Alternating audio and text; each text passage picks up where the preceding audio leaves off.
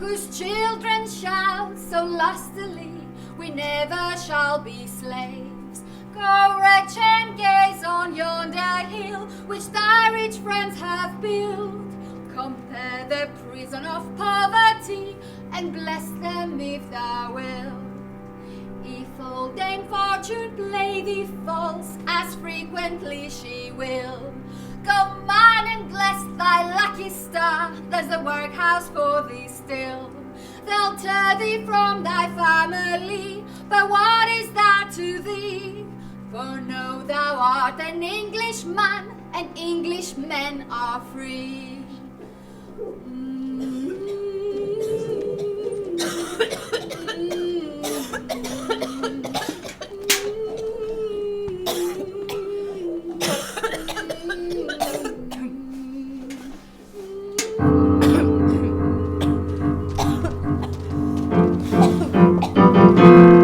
Back to work, girl! Do you wear the same cotton frocks for sleeping at night? These low necks and short sleeves are surely not appropriate for the winter. It would cost far too much to get them all a second dress. Do they wear the same dress to sleep in at night? No, they changed them so as not to dirty them. Isn't it a bit petty to be discussing their dresses? Yes, I'm sorry, sir. It's Mrs. Pankhurst, if you will. And no, I do not think it petty when it is clear there's a bronchitis epidemic among them. Bronchitis? It's a common cough, that's all. We must have a doctor come and inspect them and give a public health order for winter gowns. Yeah, good luck getting a doctor to come down round these ends. And what about education? Some of these girls are only children. Yeah, we have a classroom round the back. And when do they have time to attend classes? In the evening. They're expected to concentrate on their schoolwork after a full day's manual labour. And when else do you think they should do it? I propose these girls should not be made to work at all. They're paupers.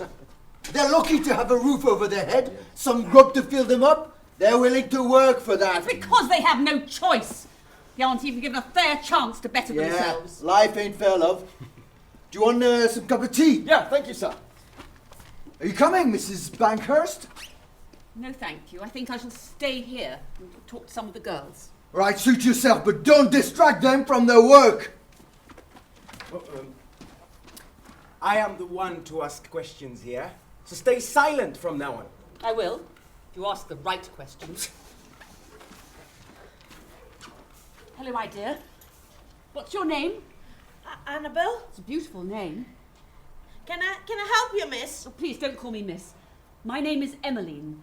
I'm a poor law guardian, here to make sure your working conditions safe and your treatment fair. I don't mean to pry, but I couldn't help but notice. Are you with child? What's it to you? Well, I've been through pregnancy myself, and I couldn't imagine doing such hard work in that state. It's all right. Well, leaning over all day must hurt your back. I remember having terrible back pains even when I was lying down. Well, I got to work. I can't lie around all day, can I? Well, don't you have anybody at home who can help support you financially? Not got any family. Or will they give you some time off when you're further along? Oh, they give us 2 weeks? That's far too little. I'm not gonna stay anyway. Well, why not? Well, if I stay, they're gonna take it from me. Do you want to keep the child? It's all I've got. Back to work, girl! We have to move on, Mrs. Pankhurst. Don't worry. I will be back. Keep being strong as you have been. You're not alone. Thank you, miss. I mean, Emmeline.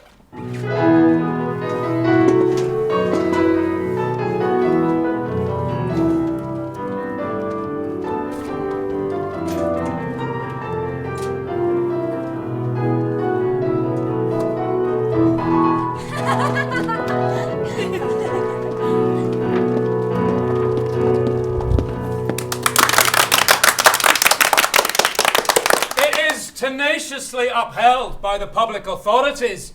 There is an offence against the laws of nature for public authorities to provide food for starving women and children. Disgrace.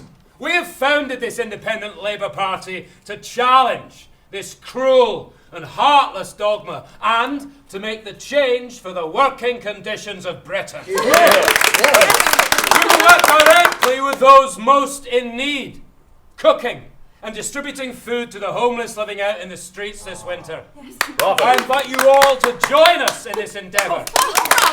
We will begin tomorrow morning. Oh, Mother, can we go and help tomorrow? Yes, of course, dear. Now, please help escort our guests out, will you? Yes, Mother.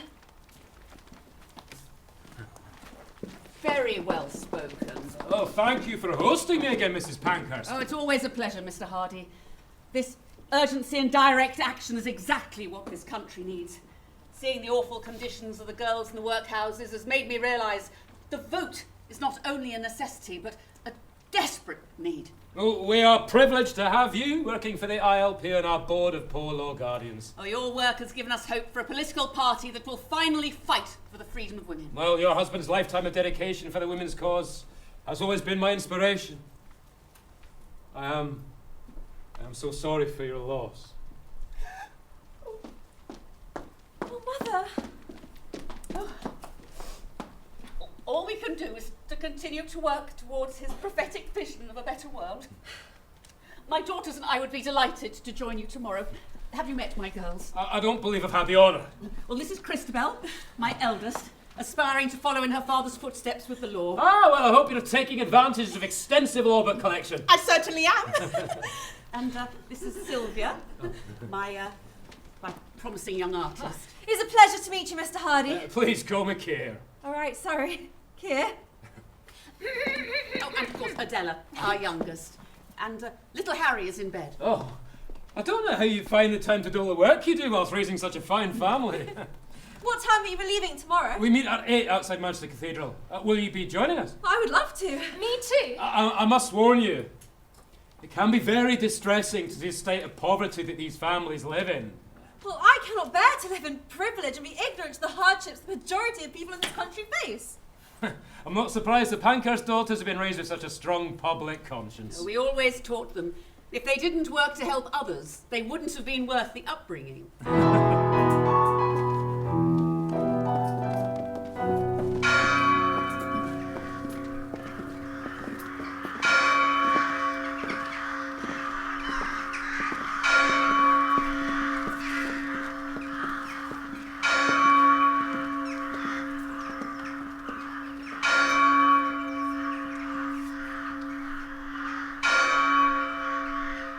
Thousands will share in the sorrow of the loss of one of the most high-minded and self-sacrificing public men that Manchester has produced.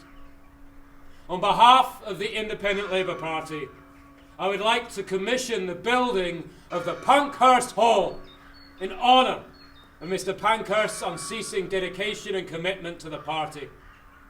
I would like to commission his artistically gifted daughter, Miss Sylvia Pankhurst, to be the artistic designer of the hall. The Independent Labour Party will use this space to continue Mr. Pankhurst's unceasing work and dedication to achieving equality and justice in this country. Equality and justice for all!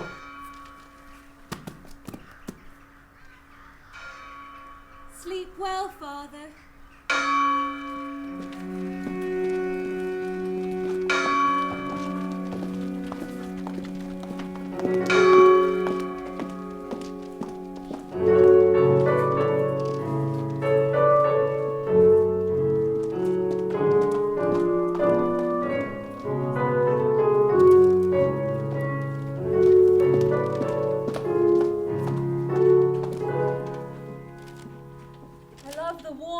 In your cheeks, your golden voice which lends graciousness to your lightest word, that indefinable and never failing charm you bear throughout your life.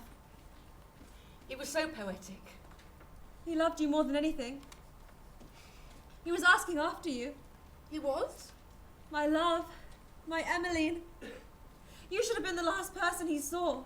I can never forgive myself. You did everything that you could. I should have telegrammed for you to come back sooner. Would you like to sleep with me tonight? Oh, in the bed with you? I can't stand the empty space on his side. Of course, Mother. Would you like some tea before bed? Oh no, my dear, you really must get some rest. You've been working so hard to help in the house. Oh, it's the least I can do.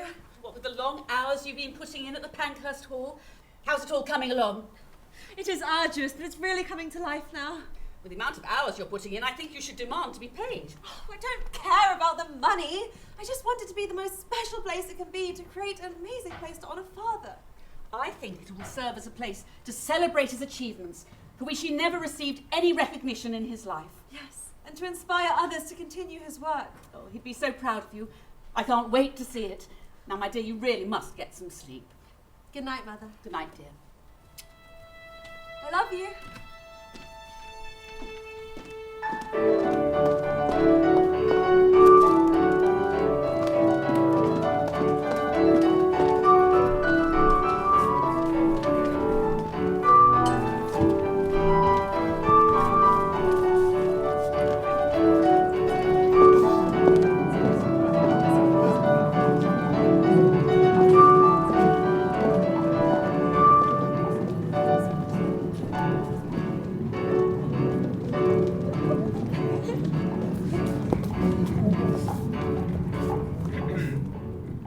I'm afraid I cannot permit you access into this building. I beg your pardon. This is a private event. Check your guest list, sir. Mr. Hardy would have put us first. Only male independent Labour Party members are allowed into this building. There must be some misunderstanding. Do you know the name of the hall that is being inaugurated today? This is the Pankhurst Hall, ma'am. And do you know with whom you are speaking? No. I am Mrs. Pankhurst. This hall is dedicated to my late husband and their father. Are you aware of who designed this hall? No. You must have seen me. I've been coming here every day for the past year to prepare for this inauguration. Are you working today? Of course not. It's the grand opening. Unless they're working, women may not enter into this building. Now, I won't repeat it, so please make way.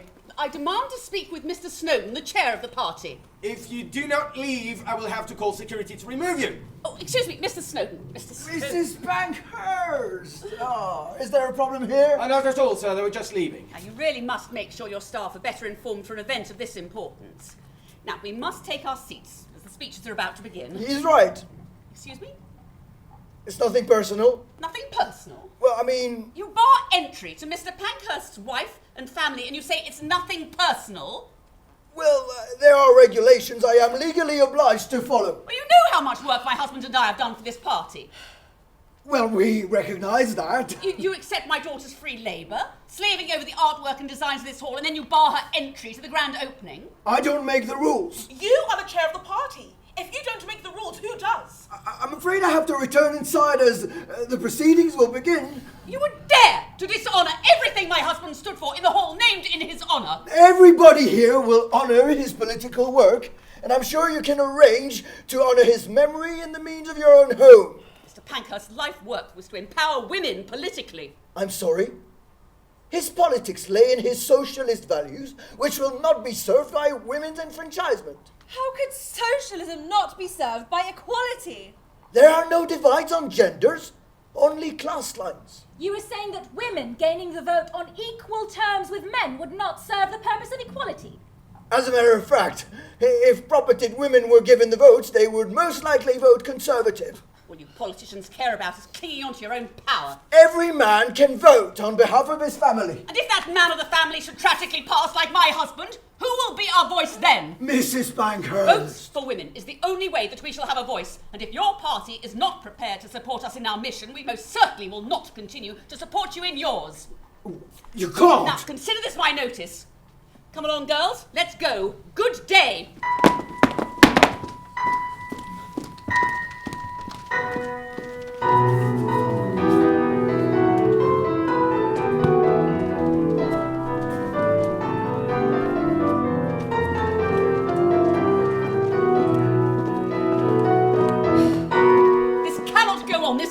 Go on. We must speak to Keir. There must be some mistake. Oh, he's just like all the other politicians and their empty promises. No, I know he is genuinely committed to the women's cause. It's not enough to be there to make them admit us. They're all the same. Oh, you can't lump all men together like that. You haven't been through the years I have of working for men's parties. They pay their lip service to the women's cause, and all they care about is their own political power. Mother, what about Father? Your father was exceptional. He believed in Mr. Hardy. You need to give him a chance. We did give him a chance, and look how he has betrayed us. Can't you see he used you? What are you talking about? He used you for your free labour, then denied you entry. don't be so cruel, Chrissy. The truth hurts. That's not true. It wasn't his decision. Working for the Independent Labour Party has been a complete waste of time. I'm not going to put another minute into working for men's parties. It's time we founded our own women's organisation with the sole purpose of getting votes for women. Yes! We would be better off without them. But Mrs. Snowdon did have a point. Excuse me. If only propertied women were given the vote, they would be more likely to vote Conservative. You can't assume that they would all vote like their husbands. You think women who would vote Conservative shouldn't be entitled to a vote? No, I just meant that the working women are the ones that most need the vote to change their dire working conditions. I agree. The focus must be on representation for working women. Yes. Like a women's equivalent of the Labour Party. Exactly. What will you call it, Mother? We must emphasise that it'll be a democratic organisation. And political, rather than propagandist. Yes. Well, I know. The Women's Social and Political Union. The Women's Social and Political Union. Do you not hear our marching feet from door to door, from street to street? Follow on, Follow on, follow on, follow on. For faith's our spear and hope's our sword, and love's our mighty battle lord. Follow on, follow on. Shoulder to shoulder, breast to breast, our army moves from east to west. Follow on, follow on, follow on, follow on. Welcome everyone to the Women's Social and Political Union! We have founded this organisation to demand immediate enfranchisement. That's right! Our strategy is opposition to any party that does not commit to introducing a suffrage bill. Yes! We are resolved to keep our membership exclusively to women. To keep ourselves absolutely free from any party affiliation.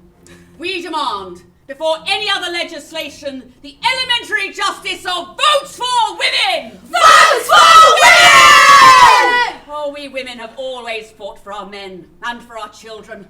But now it is time to fight for ourselves. Yes! It is with deeds, not words, we shall do this. Deeds not words! Deeds not words! Deeds not words! Deeds, no words! Deeds, no words! Hello there! I'm Christabel Pankhurst, one of the founders of the WSPU. You're Pankhurst. It's a privilege to meet you, Lee. The privilege is all mine. What is your name? Annie Kenny. Would you be interested in coming to our next meeting at 8 tomorrow? I'd love to, but I'll still be at work at that time, you see. Where do you work? Down at the cotton mill. You work all evening. They work you like a horse in there. Our union is working to try to get women the vote, so that we can all have more of a say in the way things are run. I'd love a say in the way these bloody mills are run. Why don't you come to our place for tea on Sunday? And we can get you signed up. I don't think I'd have much to contribute, miss. You have ideas about how working women's lives can be improved. We can learn a lot from you. I suppose I could come on Sunday. Wonderful! Will you join us on the march now? I've only got 5 minutes left of my break. Time for one song. With flag and sword from south to north, our sounding, shining hosts go forth. Follow on, follow on, follow on, follow on. And justice is our flag unfurled, the flaming flag that sweeps the world. Follow on, follow on, follow on, follow on. And justice is our flag unfurled, the flaming flag that sweeps the world. Follow on, follow on, follow on, follow on, follow on, follow on, We did it! Mother! Oh, there were so many women there who looked like a long-forgotten spark had been ignited in their souls. Oh, it was beautiful. I just wanted to paint them. Oh, Sylvia, here is something for you. Oh, very secretive. What is it? Nothing. Stop it! Leave it back! Christabel! Timmy, you can't see. Stop it! No! The Royal College of Art.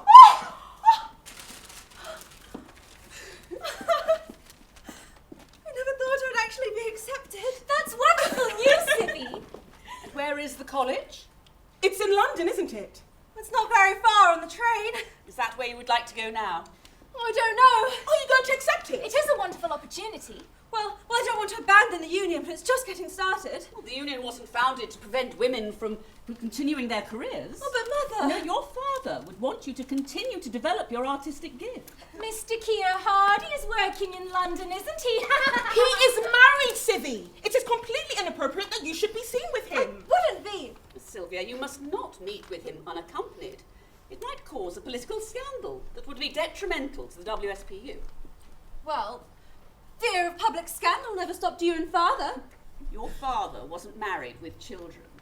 But he was 24 years older than you. And Mr. Hardy is 26 years your senior. You would never be able to marry him. Oh, I wouldn't want to marry him, even if I could. And why not? Because marriage is part of a system that oppresses women, renders them property of their husbands, losing ownership over all of their assets. And what assets do you have to lose? It's about the principle. Sylvia, I will allow you to go to London to focus on your studies, not to distract yourself with a married man. I would be going to focus on my art. Good. I just don't want to see you get hurt. Did you listen when your mother told you that? No, I wish I had.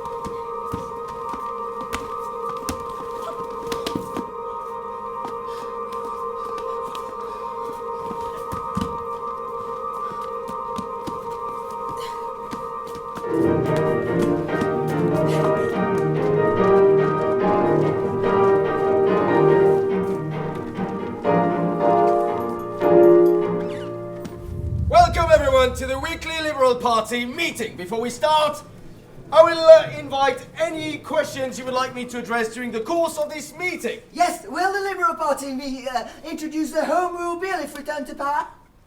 I will certainly make sure to address this pressing issue, sir. Thank you. Any more? And if the Liberal Party is returned to power, will it limit the House of Lords' right to veto? I have noted your question, sir. Thank you. Any more? Will the Liberal government, if returned to power, give votes for women? Right. Let the meeting begin. Will the Liberal Party look at an insurance for people in hard-working conditions if returned to power? Hard-working condition, excellence. Any more? Will the Liberal government, if returned, give votes to women? Right, let the meeting begin. And will the Liberal Party look at pensions if returned to power? Excellent questions. I will start by addressing Will the Liberal government give votes to women? I will start by addressing the issue of The question! Right. Wait a minute, I've got this, sir. Don't you worry. No, you just come here, young lady. Your husband should give you on the leash. Wait till I Order. Oh, this should be in the kitchen. You wait till you're here. Find out. I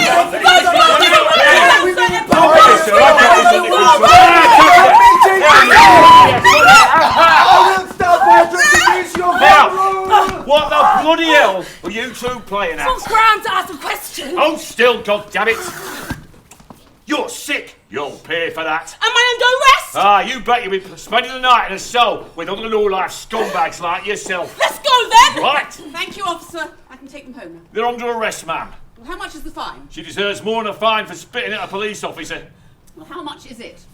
Well, it's 5 shillings for this one, and 10 shillings for this foul girl. Well, I'll write a cheque. Let them go. What's the alternative? A week's imprisonment for you, and a few nights in a cosy cell for you, my love. That won't be necessary. We will take the prison sentence. Are you serious? Of course we are. No, of course they're not. I'll pay the fine. Now, come on, both of you. We're going home. Mother, if you pay my fine, I will never go home. Christabel, you have no idea the awful conditions you'll face. We are taking the prison sentence. Well, the papers are right about you lot being off your rockers.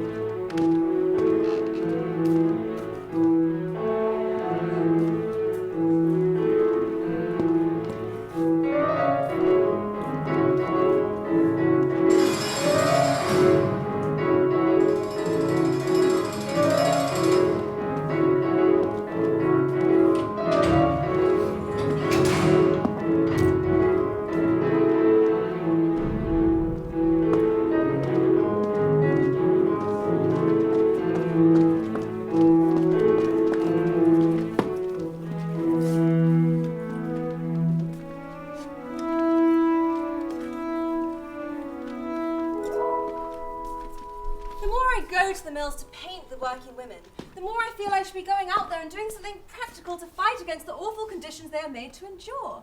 I mean, what good is making artworks to display in a gallery for a wealthy elite? By portraying these conditions in your paintings, you're raising the awareness of the elite, who will never step foot in these factories to see it for themselves.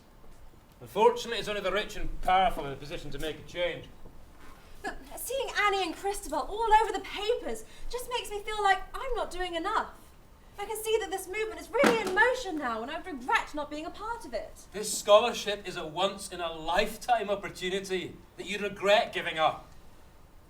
And if you return to Manchester, I don't know if I'd ever see you again.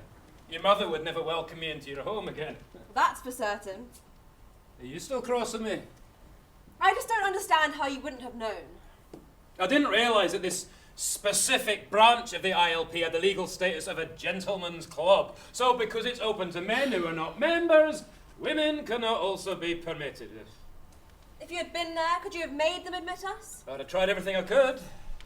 I wish I'd been there, but I had to return to Glasgow that weekend. To see your family? How were they? Well, they're well. They must miss you, considering how much time you spend in London. They understand that work must always come first for me. So, where do you want me? Sorry? Where do you want me to pose for the portrait? Oh, right. You were serious about that? Of course. Right, well, eat up because you have to be still for several hours while I work. Oh. Oh, here, try a bit. Oh, thank you. Oh, they're lovely. Yes, my mother's recipe. Oh, here, you have a little... Oh, thank you. You do too. Perhaps if you sit on that armchair over there. I am your muse, and will do as you choose. What a poet you are. I do try. Here. Yes. If you just lean this way slightly to catch the light in your face. Oh, should I remove my blazer? No, that won't be necessary. It's probably for the best. I don't have much to show for my biceps. You need to stop moving. Oh, sorry. Actually, I just need to move this bit of hair from out of your eyes.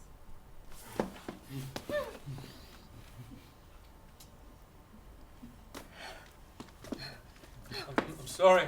I can't help myself when I'm with you.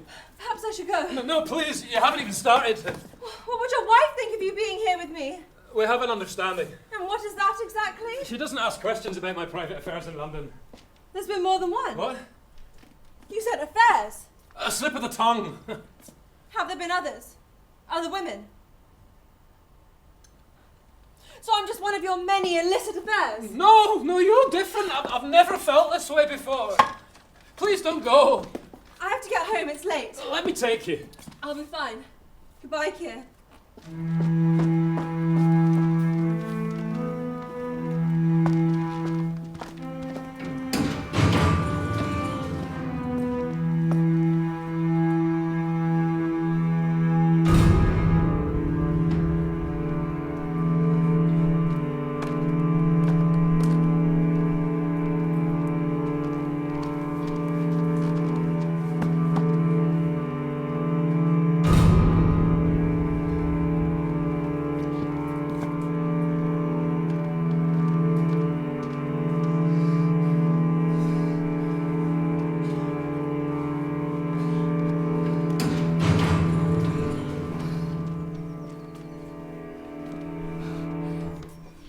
It is so good to see you, Mother.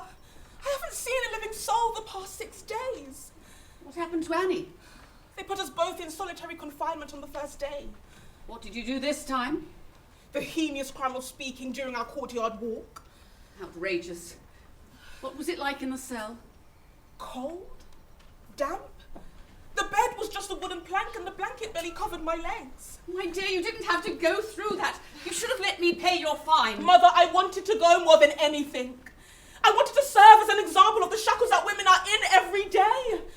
It was only a week for me, but women face a lifetime of imprisonment in their own country.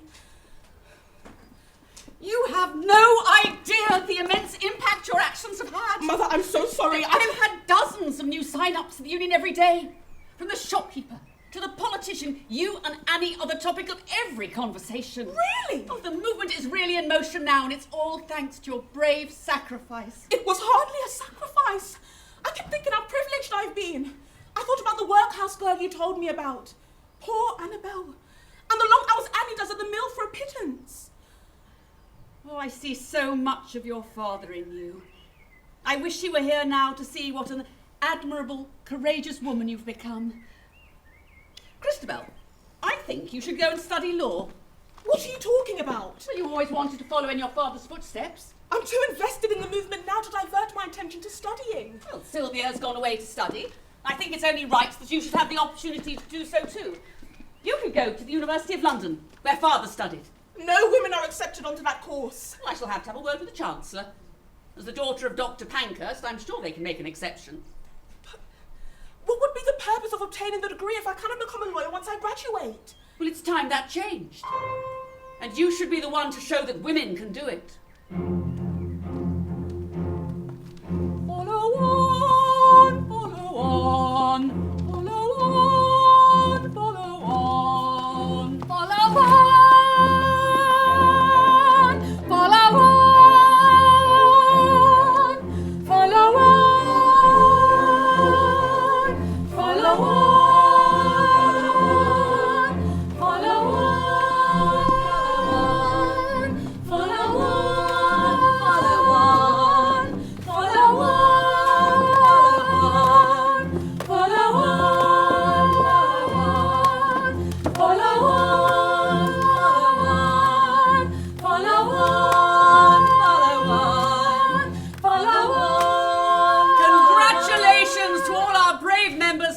Voices heard in the run-up to this election. Yes!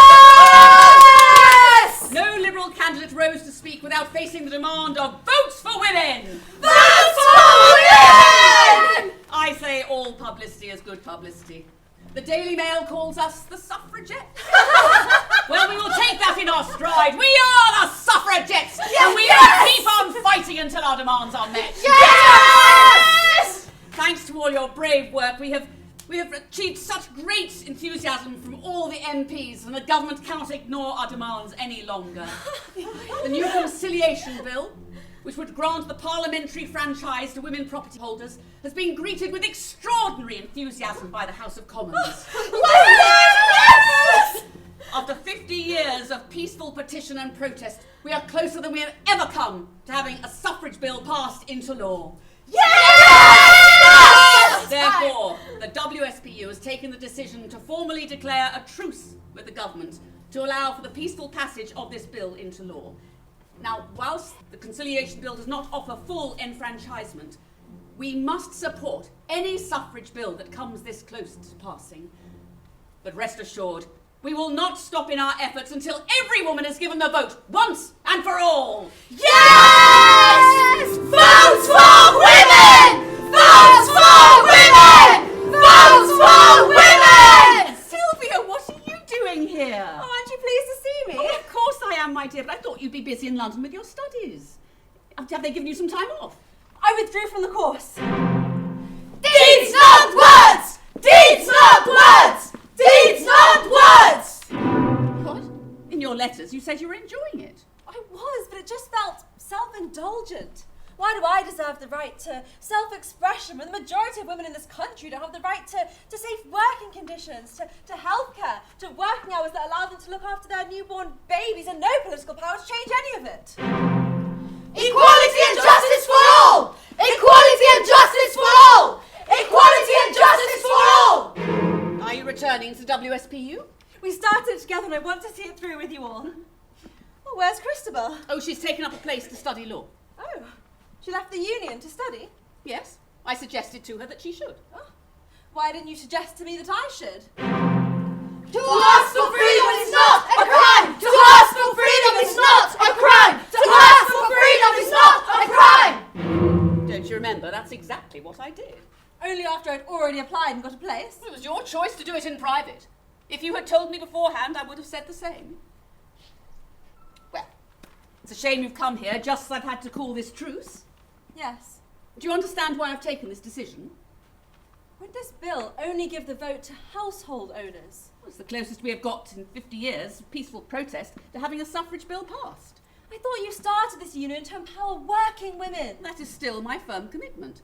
But I have learnt over the years that the narrower the demand, the greater the chance of success. But if it's taken so long for this bill to even come close, how do you know it won't take just as long for working women to be given the vote? The decision has been taken, and unity is essential.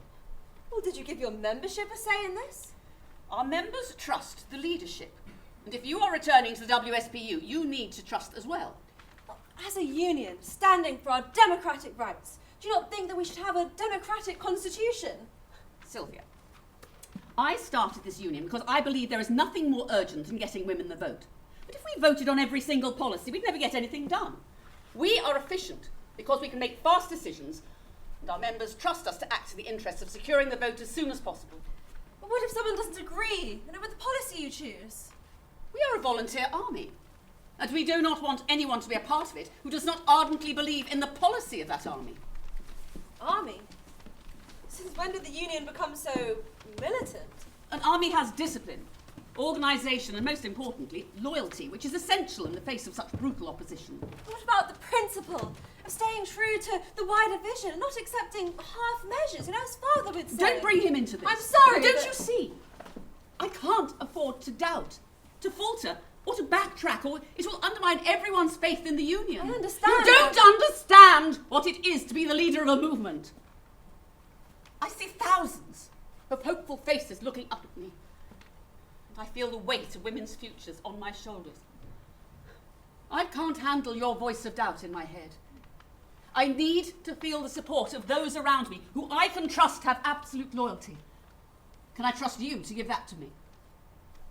Yes, Mother, you're right. I'm sorry. I have every faith in you.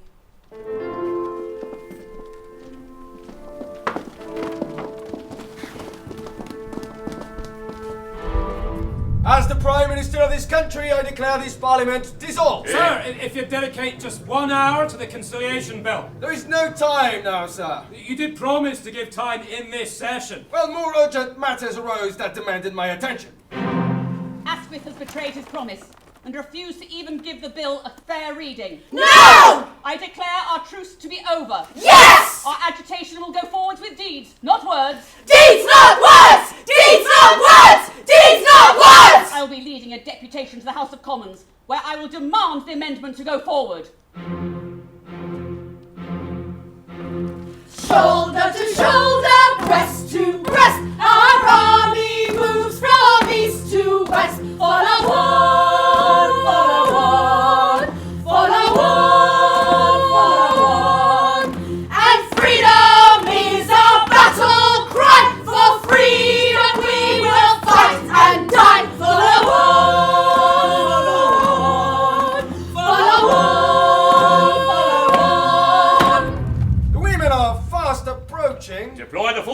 of the Metropolitan Police, the toughest of the lot. They will never be stopped. Then we must make them stop. How, sir? By any means necessary.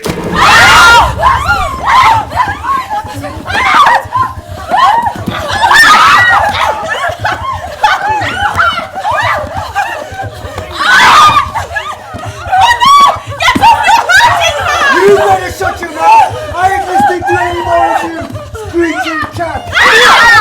Don't you dare touch her!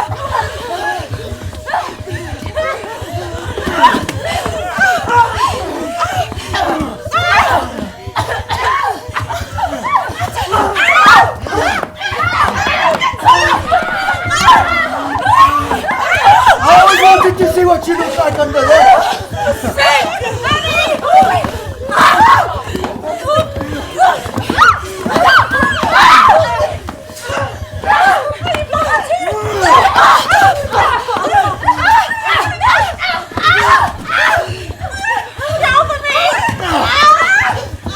I teach you girls how to behave!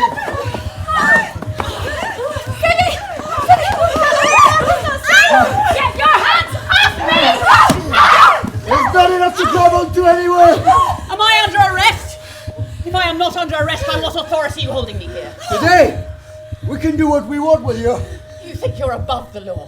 We will do what it takes to enforce the law on those who break it. We will break the ones in order to become the ones that make it!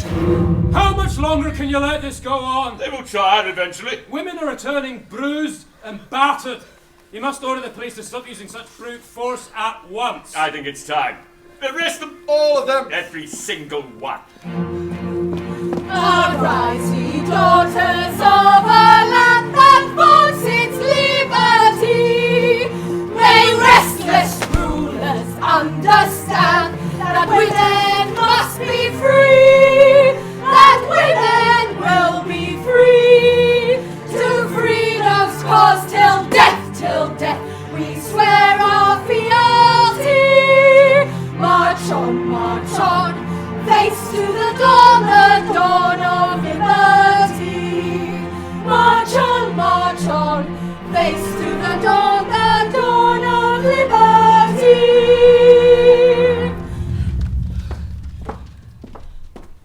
The Conciliation Committee has taken accounts from 130 demonstrators who all report severe injuries suffered at the hands of the police.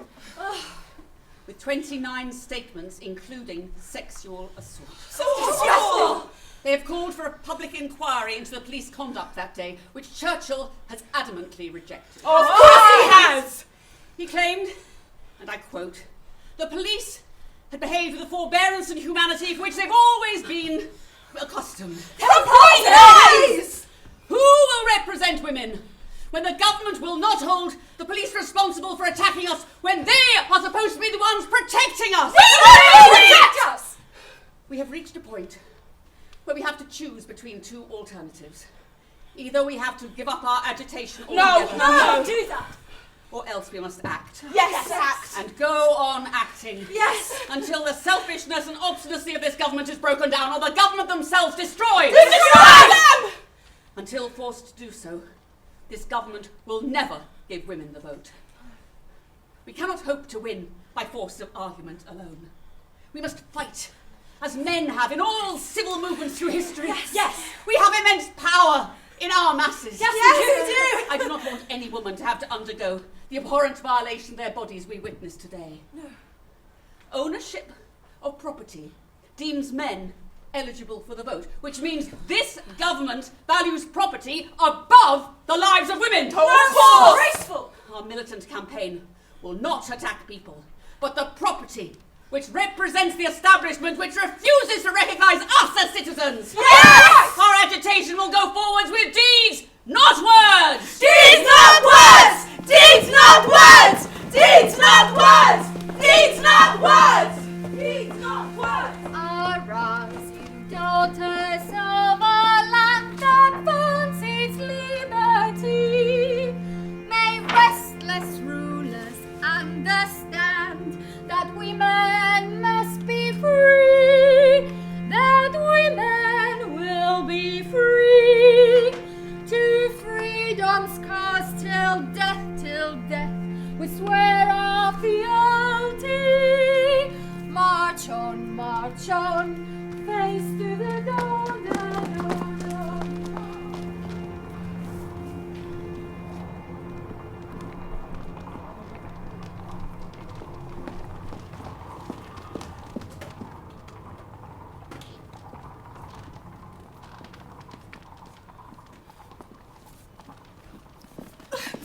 You two, going some further up the street. It looks too conspicuous having us all huddled together.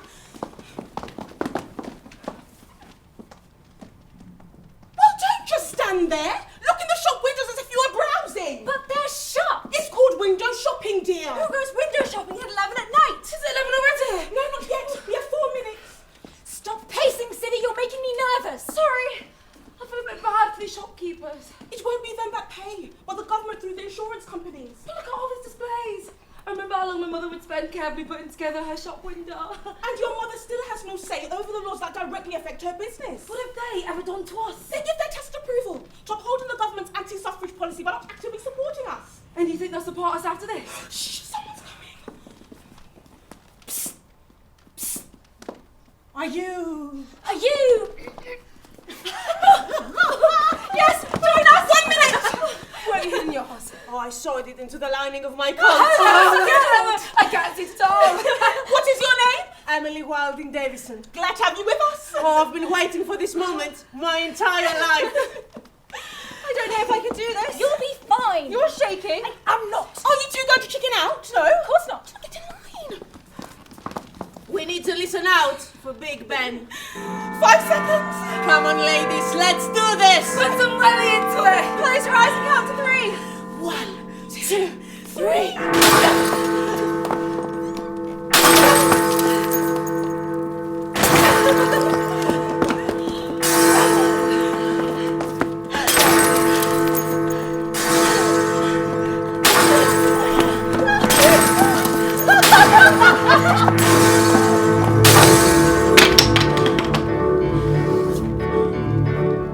Was a little woman called G, who smashed 2 big windows at B. They sent her to jail, her fate to bewail. The votes must be kept for the mail. They asked that small woman called G why she smashed those big windows at B. She made a long speech, then gave her defense, but it wasn't no use. Their heads were so dense, they just hummed their refrain. Although it is stale, Votes must be kept, must be kept, must be kept for the mail. Some silly little woman called G went and smashed 2 big windows at B. We sent her to jail, her fate to bewail. Votes must be kept, must be must be kept kept for the mail. We asked that small woman called G why she smashed those big windows at B. She made a long speech and gave her defense. But it weren't no use, their heads were so dense. They just hummed their refrain. Although it is stale, votes must be kept, must be kept, must be kept for the mail. Faster! Faster! Go on!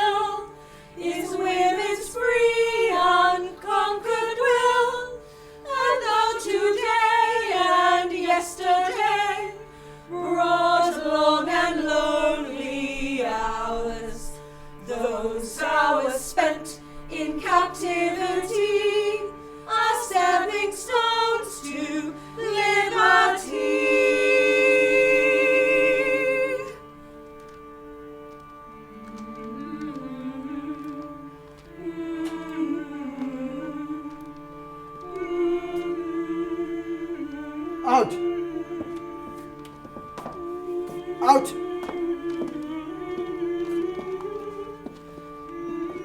Out! Now!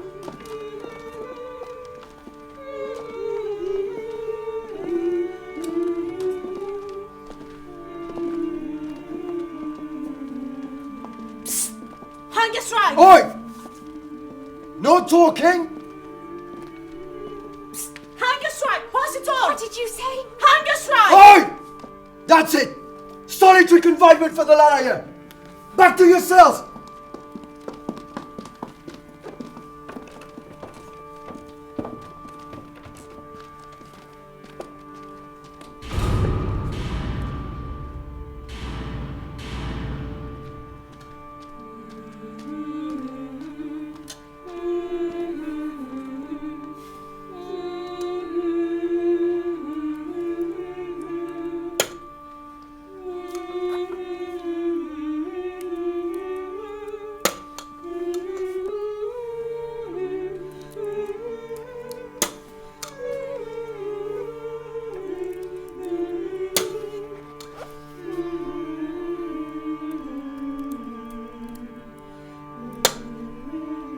Is it true you're refusing food? We will not eat until we're given the dignity we deserve in the First Division as political prisoners. You're cheap to keep. It's been 5 days now they've been on hunger strike. This is complete lunacy. They're reporting that many are in critical condition. What can we do? Let them starve? No, we can't have a death at the hands of the state. A martyr would only mount pressure against the government. Shall we release them? Then it would seem that we are giving in to their tactics and they will never stop. Have you considered granting their demands given the rights of political prisoners in the First Division? We cannot soften in response to acts of terrorism. Find a way to feed them. Tell them no suffragette must starve at the hands of the state. Our Holloway correspondent said they have tried everything they are at liberty to do within the law to compel them to eat. Well, then perhaps it's time we expand what the law gives them liberty to do.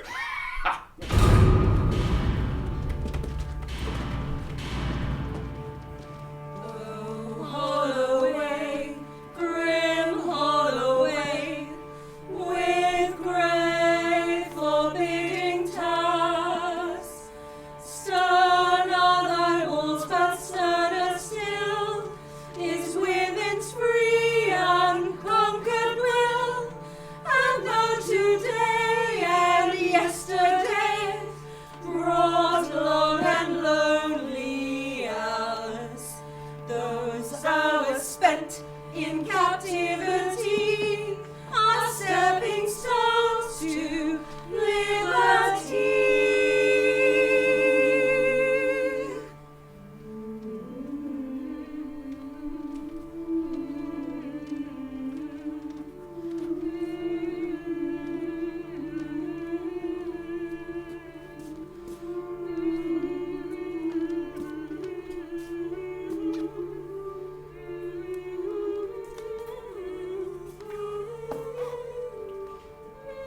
Good evening. What's going on? Take a seat. What are those? Sit or be seated. You have no right to be in here. Now we're here under government orders. What are you doing? Get off of me! Stop, please! You're hurting me! Hold her down. No! No! Get off of me! Cover her mouth. No! Stop! Tilt her back. Or take this and put it down her nose. Hold still! God damn it, or you'll make it worse for yourself. Right, get the gag. Now you can put it in. Go on. Further. It won't go any further. Then push it harder. It must go down 20 inches to reach the stomach.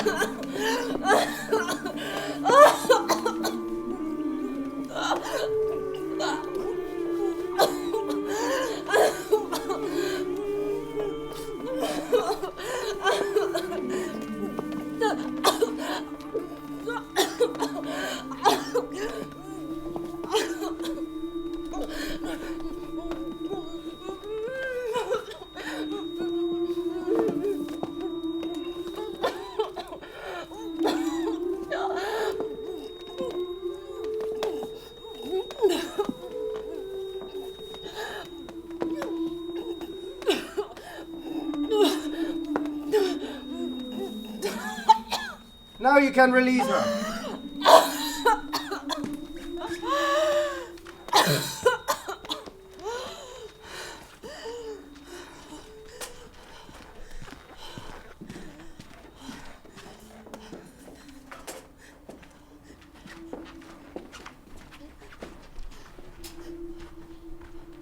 The unspeakable horror that is being inflicted on the striking suffragette prisoners at the hands of the government is nothing short of torture. The act of forcible feeding is unlawful and barbaric. What right does the government have to condemn our unlawful militant tactics when they are so quick to break the law to punish us? The power of our militancy is forcing this government to act. We have made more progress with less hurt to ourselves by breaking glass than ever we did when we allowed them to break our bodies. After all, is not a woman's life, are not her limbs more valuable than panes of glass? Asquith has accepted a second reading of the Conciliation Bill, but as we have witnessed countless deceits and betrayals, we know this government will never allow this bill to pass unless it is forced to do so. We must call upon all MPs who sincerely support the suffrage cause to vote against every single government policy until our bill is passed. We must obstruct the government's running of the country and force them to act. We must strike against tax, as taxation without representation is tyranny. Why should we pay money into the state when we have no say over its expenditure in choosing the members of Parliament whose salary we pay?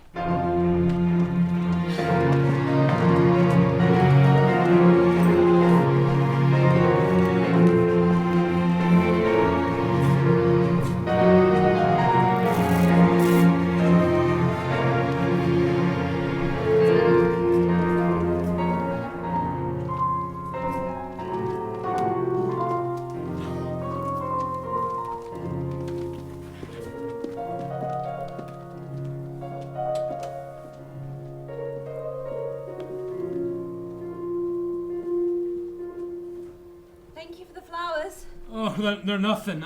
I wanted to get a bouquet of white, purple and green ones, but I could only find white. They're lovely. But then I remembered white is for funerals, isn't it? I'm not dead yet. Don't joke. I honestly thought you could be. What can I get you? Do you want some tea? I'm fine. You haven't touched your food. Thought of eating anything honestly makes me feel sick. Aren't you starving after a week striking? You move past the point of hunger and it's just pain. Won't you have just a little? I can't bear to see you so weak. I honestly don't know if my stomach still functions. I didn't sleep for one night when you're in there. I thought I may never see you again. When I heard of the government's plans, I said, please God, don't let it be my Sylvia. Forgive me. For what? For causing you such distress. Forgive me for the cruelty of my sex. Of male politicians. I'm ashamed to be one of them. You are not like the others. You and my father are rare gems.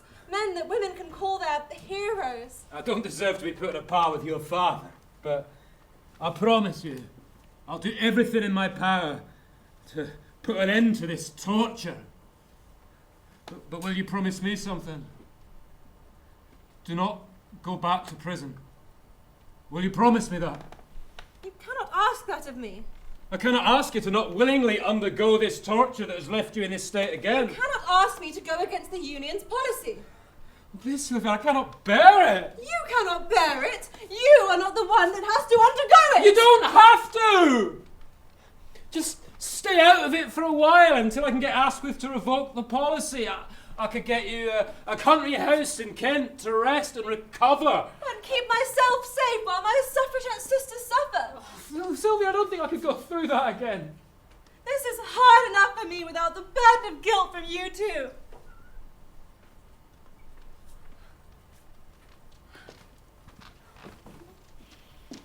Mr. Hardy. Mrs. Pankhurst. Oh, my dear. You look so pale. I've been so worried about you. Mother, you didn't have to come. Of course I did. I've been anxiously waiting news of your release. I wanted to be the first to see you. I should leave you to Sylvia. I'll visit again tomorrow. That won't be necessary, Mr. Hardy. Very well.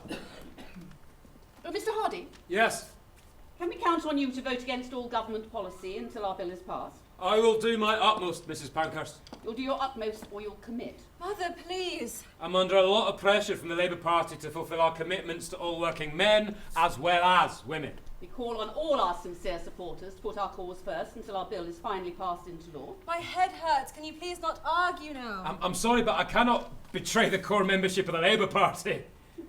As I suspected, you're one of the many politicians who's all too willing to betray the suffrage cause for his own political power. It's not for power, but for my principles. I'm tired. I think I need to rest now. And what of your principle of loyalty?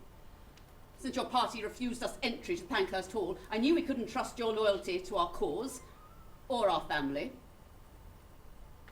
Sylvia, I will leave you and let you rest. Bye, kid.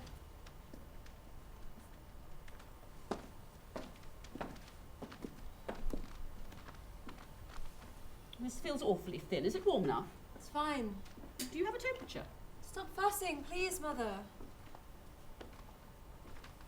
Did Keir give you those? Yes. Sweet. I wish you wouldn't be so hard on him. Well, somebody has to hold him to account.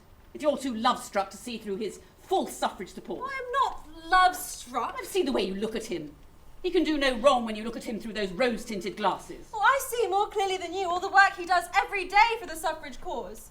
You never give him credit for standing up in the House time after time defending the Union. If he doesn't stand up for us at this pivotal moment, then all of his attempts to help us have been meaningless. You really believe this very limited franchise for 1 million householders is the pivotal moment for our cause? Is the first 1 million women enfranchised from none not a significant victory? I just think we should not lose sight of the wider vision. I believe a mass movement would be much more effective than the militancy of a few. The leadership has elected to carry out more of this militancy because we know that we are in the privileged position to carry that burden. Will you let more and more women undergo what I have been through? Do not put that onto me. It is the government's actions, not mine, that have led to this. It is their response to the militancy.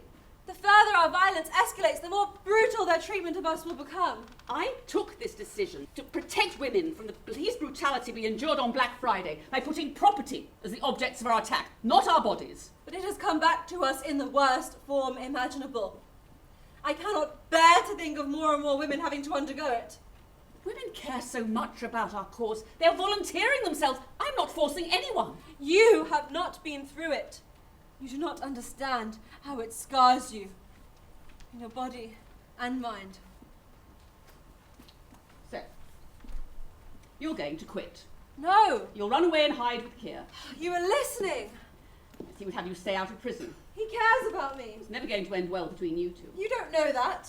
If he's prepared to betray our union, do you think he won't be prepared to betray you? You don't understand. He has no loyalty to his wife. How can you trust his loyalty to you? He wouldn't leave me. Well, he'll have his wife and children to go back to, and you'll have nothing. Well, I still have you. You shouldn't take your family for granted. I don't! I think you should take this time to reflect on where your loyalty lies. With him or with us? Why do I have to choose? He wants to help us. Intentions mean nothing without actions. Our union was founded on deeds, not words. The issue is so complex. It couldn't be more simple. We have one policy, one programme, one command. Try to eat something.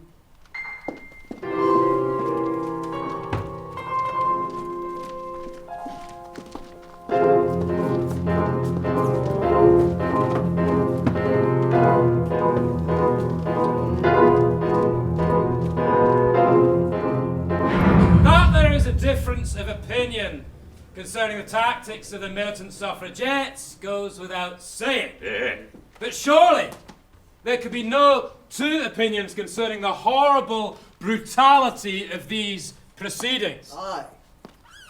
Women, worn and weak by hunger, are seized upon, held down by brute force, gagged, a tube inserted into their noses, and then food poured or pumped into the stomach. Aside from the immorality, the practice of forcible feeding is only legal in the cases of those certified to be clinically insane. I think that these women's actions have proven that they have gone barking mad. If they behave like lunatics, then they should be treated as such. It is disgusting that you can laugh at the most disgraceful thing that has ever happened in the history of England. You will go down in history as the men who tortured innocent women. There is not one single prisoner who cannot get out of prison on undertaking to refrain henceforth from militancy. And you know very well they will not refrain from their militancy until their demand is met. In order to enfranchise the greatest number of working men and women, the Independent Labour Party urges support for universal suffrage, the most obvious measure of justice to grant votes to all working men and women. With the current population numbers, universal suffrage would put women into the majority, which would quite frankly put this country in danger.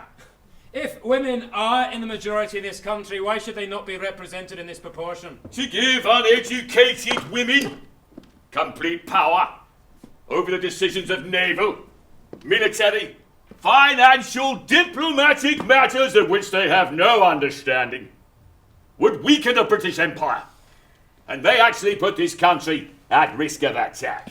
I think that the most sensible course of action at this time is to introduce a manhood suffrage bill to enfranchise all men. All in favour? Right. All against? Mr. Lloyd George, your vote will be the one to determine the outcome. Although I am in favour in support of votes for women, the principle, but I detest their militant terrorist tactics. Therefore, I will move forward by opposing the conciliation, moving forward with a manhood suffrage bill. Yeah. And what of women's suffrage? Here. I declare this meeting adjourned. Then I have an announcement to make. No, I said this meeting is I adjourned. must say this now. You must wait until the next session. I will not be at the next session! I cannot stand this any longer! The Labour Party is largely my own child, and one I cannot part from lightly or without pain. But neither can I sever myself from the principles I hold. If it is necessary for me to separate myself from what has been my life's work, I do so in order to remove the stigma resting upon our wives, our mothers and our sisters of being accounted unfit for citizenship.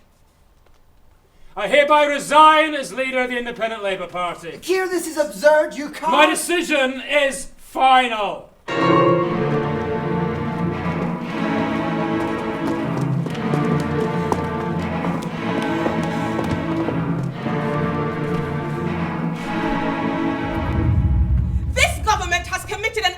Treachery and deliberately destroyed the conciliation bill for the second time. No! They have given us no choice but to escalate our militancy. Yes! This is the women's revolution, and we will not stop until our demands are met. Yes! Working women of Britain, I ask you to stand shoulder to shoulder with us in demanding our political freedom. Yes! Right! We have asked, pleaded and prayed for over 60 years.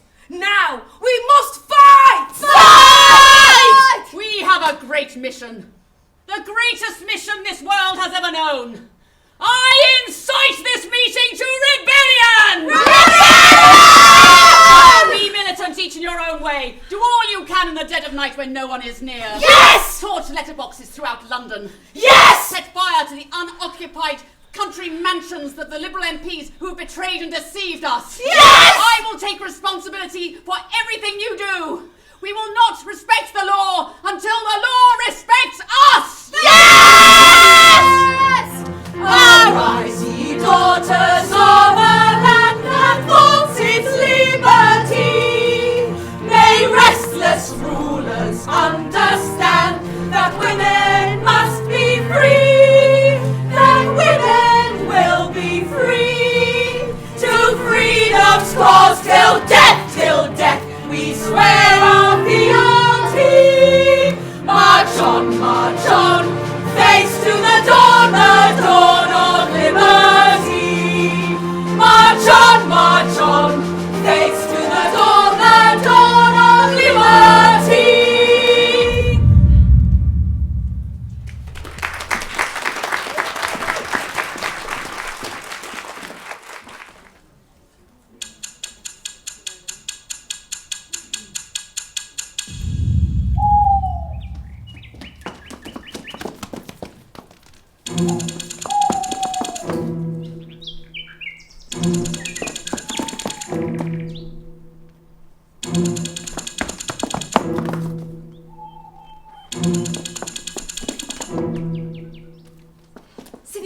again. Sorry. Shouldn't she be back by now? I told her to be thorough. What if she got caught? There's someone there to catch her. I don't know that for certain. Quick, someone's coming, spread out. Oh, thank God it's you. Oh, I'm sorry. I mean, this house is huge. How can one man need so many bedrooms? Is it all clear? Yes, no one inside. Check the whole vicinity. Every single room. Of the surrounding grounds. All clear, I say. All right. Well done. Sylvia. Go and take this and insert in the letterbox. Then you have 30 seconds to clear the area. Don't run or you may draw attention to yourself. I don't think I can. What's wrong? I don't know, I just... Are you scared? No. Don't worry, there's no one there. It's not that, it just feels... You're not hurting anyone. No, don't force her if she doesn't want to. Do you want to take it then? No. You don't have time for this. Right, I'll do it. You shouldn't have to go back there again. It's fine by me. I'll do it. Give it to me. Come on! You two could have stayed at home and saved yourself the journey. I just think it doesn't have to be this way.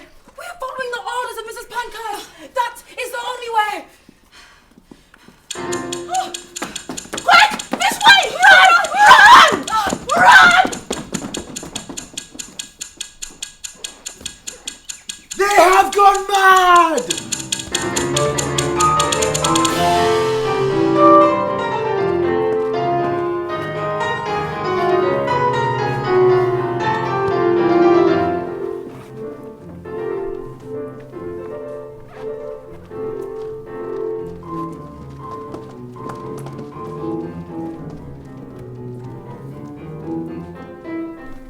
Now put this hat on and keep it on throughout the journey.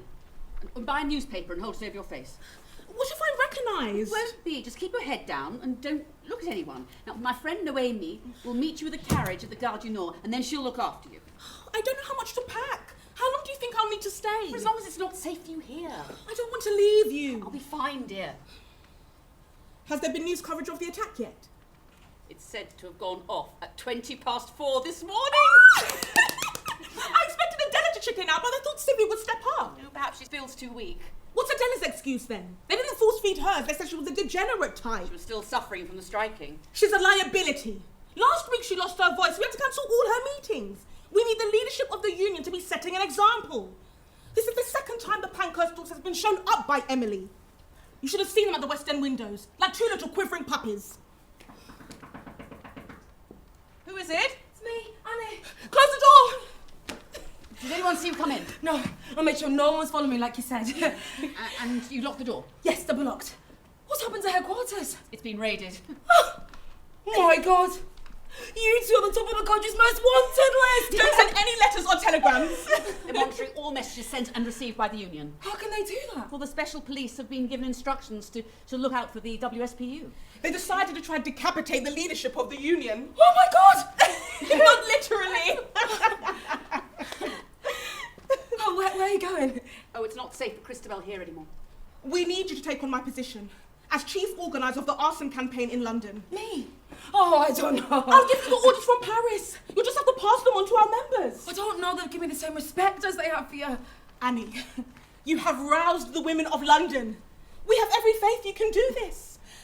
I will take responsibility for every order that you give, but you must be absolutely clear on our policy. No human life must be harmed by any suffragette attack. 1, no politician. 2, no member of the public. And 3, absolutely not one of our own. Is that clear? Open up now! Pass the police! I have a warrant for the arrest of Mrs. Pankhurst! Quick, Mother, you need to hide. No. What do you mean, no? No. Open up or we'll knock down the door! You two go out the back way. Mother, you should come with us. No, I'm giving myself in. Mother, no, don't! Come on, Chrissy, let's go. Annie, you go. I'm not leaving you. The union needs you now. You need to go. That's it, I'm knocking it down! That won't be necessary. Mrs. Pankhurst, you're under arrest! Under what charge is she being arrested? In connection with the arson attacks on Mr. Lloyd George's property. What proof do you have of Mrs. Pankhurst's connection to this event? Evidence will be presented in court. You have the right to remain silent. Does she have the option of bail? Only if she refrained from militant incitement while she waits for her trial. I will do no such thing. Then you'll be sleeping in a cell tonight. And I shall begin my strike tonight. Mother, no, don't. Let me pay your bail. My dear, did you let me pay your fine? I need to do this. Right, go on then. Out. Then I shall be your defence lawyer. You don't need to do this. You should go. We shall face our false friend Lloyd George together. Move it! Will they let you stand? With my LLB title, I'll make them. Go, Christabel, go! Silence in the courtroom. Thank you, ladies. Silence. Miss Pankhurst, you may begin to cross-examine the witness. Thank you, Your Honour. Do you claim that Mrs. Pankhurst executed the attack on your property? Oh no, the lady wouldn't have done the dirty work herself. Ladies, thank you. Final warning. Who do you suppose is responsible? Some of the poor minions you've brainwashed. Whom exactly are you accusing? I am accusing Mrs. Pankhurst for giving the orders. What evidence can you present to the judge and jury that it was Mrs. Pankhurst who gave these orders? I don't think anyone in this courtroom has any doubt that it was Mrs. Pankhurst behind this barbaric bombing. You have The defendant is innocent until proven guilty. So, if you have no evidence... I confess, I have advised, I have incited, and I have conspired. Do you plead guilty to the charge? No, the defendant definitely does not. Let her speak for herself. I plead not guilty. She definitely has gone mad. To be clear, you claim full responsibility and yet continue to plead not guilty. I'm not guilty of the charge I'm being accused of willfully and maliciously inciting women to crime. My intentions have only ever been to fight for women's freedom. It is the malice of this government that has led us to this militancy. Do you confess to conspiring to plot this arson attack on Mr. Lloyd George's property? It was Mr. Lloyd George who conspired to crush our cause. I have always supported the suffrage cause. Thank you, ladies. Thank you. Get off now. You killed our conciliation bill. Why don't you attack your real enemies? False friends are worse than enemies. Oh, no, Mrs. Pankhurst, do you expect to have any friends left in government if you bomb their houses? We're gonna bomb down your other house as well! We learned long ago not to trust any male politician's loyalty to our cause, which is why we formed our own union, to prove it's impossible to govern without the consent of the governed. Your union has to only do nothing but organised lunacy. You are the lunatic! Thank you. You are the lunatic! Every advance of men's political freedom has been marked with violence and the destruction of property. Remember 1892? I'm telling you now, Mrs. Pankhurst, because I care about the justice of your cause. Oh, you can! You will not achieve the vote until your movement is absolutely divorced from bombs and torches. Never! Ladies, thank you. I shall have you arrested. For 50 years, the suffrage societies have peacefully protested to no avail. Militancy was the only cause left, as no cause worth fighting for has been won in any other way. We're running out of time. May we please have the defendant's closing statement? Your Honour, gentlemen of the jury, you have not the right in human justice to judge me, because you know, every one of you, that I should not be standing here, that I would not break one single law if I had the rights that you possess. If I had a say in electing those who make the laws I have to obey, if I had a voice in controlling the taxes I am called upon to pay. Over 1,000 women have gone to prison during the course of our agitation. Some women have undergone tortuous force feeding over 200 times. But they have come back again, weakened in body but not in spirit. We are here not because we are lawbreakers.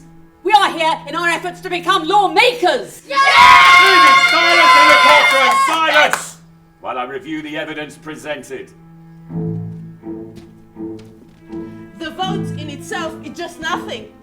It is only a means to an end. Look around you, look under the surface, and see what we're seeking to mend. Yeah, ours is the cause of the women, in poverty, hunger, and dirt, who saw the second invisible thread as shroud as well as a shirt. 'Tis this that compels us to struggle. 'Tis own that our motives are pure.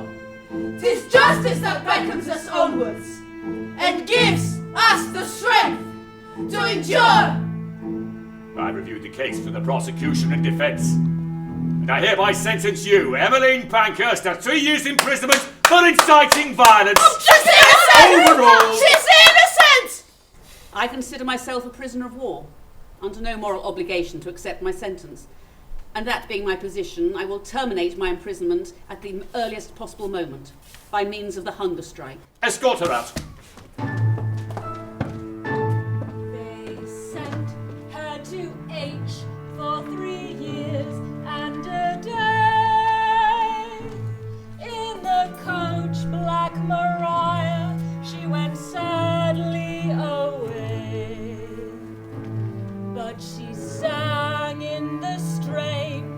it jolted and rumbled.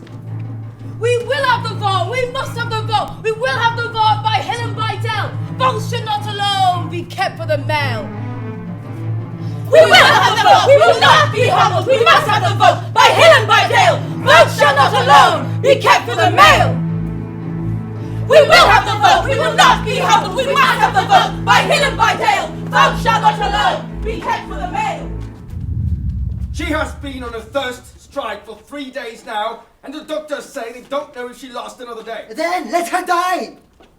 This madness has to stop! We can't let the leader become a martyr. Why don't we give her the same hospital treatment as the others? No, not Mrs. Pankhurst. There'll be an uprising. So what's the alternative? Release her? Or so she'll serve 3 days for a 3-year sentence she got for blowing up my house! We may have to. I'm warning you. I resign. Just long enough for her to recover her health. How do you expect to get her to return? We'll put her under special police watch. 2 constable and a detective must be stationed at her nursing home, ready to rearrest her as soon as she's out of the danger of dying. And when she goes on strike again? Well, then we will release her again. How long can this go on? Until she has served a full sentence. It's quite right. Justice must be served!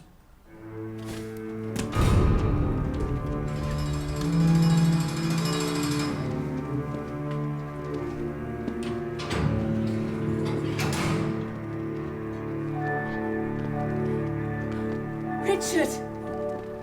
My Emmeline, what happened to your golden voice? I can't breathe. You look so weak. I need you to keep me strong. You have all the strength you need inside you. I don't know if I can keep going on. I know you can do this. But what if I can't? Everyone needs you. But I need you. I'm right here. Oh, Richard, please don't leave me again. I'm here with you every step of the way, Emmy. Richard, come back. Come back. Who are you talking to? You really have gone mad. Step forward. Now. Come on then. Where is your torturing device? I have orders to discharge you. Mrs. Pankhurst is to be released without remission of sentence, strictly for the duration of time that is needed to restore her health, at which point she shall immediately be readmitted for completion of her sentence. I will never return to this place. You must return by order of the law, Ma'am. Was it also by order of the law that women have been tortured with forcible feeding in this prison? We will not respect the law until the law respects us.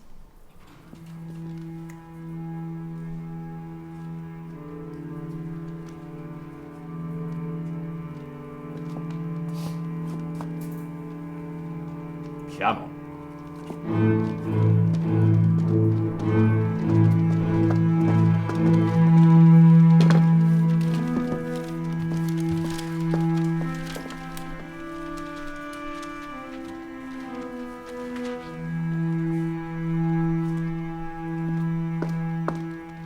Are you all right? Fine. Don't let this get to you. I've resigned as leader of my own party to support the Union, and now they've waged a war against me. I'm proud you stayed true to your principles. And where's it got me? I have nothing now. You have me, if that counts for anything. I can't trust you to be there. Well, that's not fair. Each night, I don't know if you'll be home or in Holloway. Oh, would you prefer I stayed in every night like a well-behaved woman? I prefer you not to get killed. I didn't do it. You was there. I had no choice. It was orders from the headquarters. You have a mind of your own. I don't get a say in the policy. Have you tried challenging them? My mother just says if I don't believe in the policy, I'm not obliged to stay in the union. Would you What? leave the Union? I couldn't. Is this militancy and autocracy in line with your principles? When we went and distributed food to the poor, you said you wouldn't rest until all working women had the vote. And now you're doing all this to support a bill that only enfranchises women with property. Are you... I'm sorry, I didn't mean... No, you're right. No, I'm a mistake. I don't know what I'm saying. I keep thinking of my father. He had a real vision for an equal society.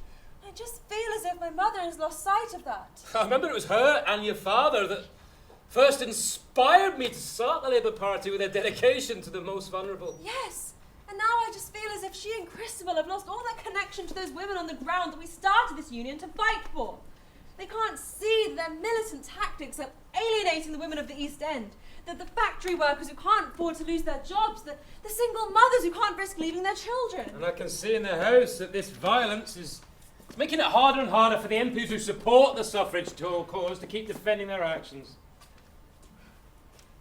What if I started a new branch of the union? What do you mean? I don't know. One that would have a democratic constitution with pacifist principles and could focus on reaching out to the working women and men of the East End.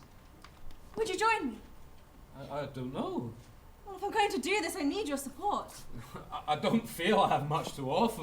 Your life's work in the Labour Party has given you connections to the trade unions. The workers look up to you as one of their own. I honestly don't know if I have it in me anymore. You have always had it in you, and you can't have let your life's work have been for nothing. But then Christabel's article in the Suffragette paints me as the nemesis of the suffrage cause. I want to reach out to those working men and women who have never picked up that paper in their lives. They will have been too busy with the drudgery of surviving each day and feeding their families to have heard of you or I. But it's an awakening of the masses that we need. There it is. What? That look in your eyes. What look? I saw it when I first met you, that spark! I've missed that. Can I reignite yours? Well, I can think of one way. And that bonny wee laugh of yours! Oh, I've missed that too. Don't hear it often enough. Oh, you shouldn't let these matters weigh you down all the time. This is no light-hearted venture for me. I feel as if I look upon this movement with the intensity of a nurse by the bedside of a loved one fighting for their life. That's no way to live.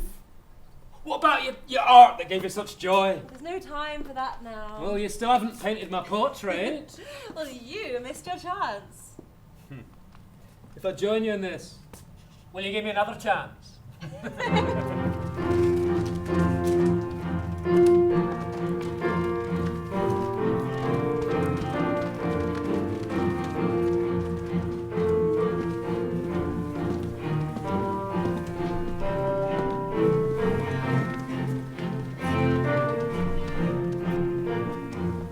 Arise, ye daughters of the land that vaunts its liberty.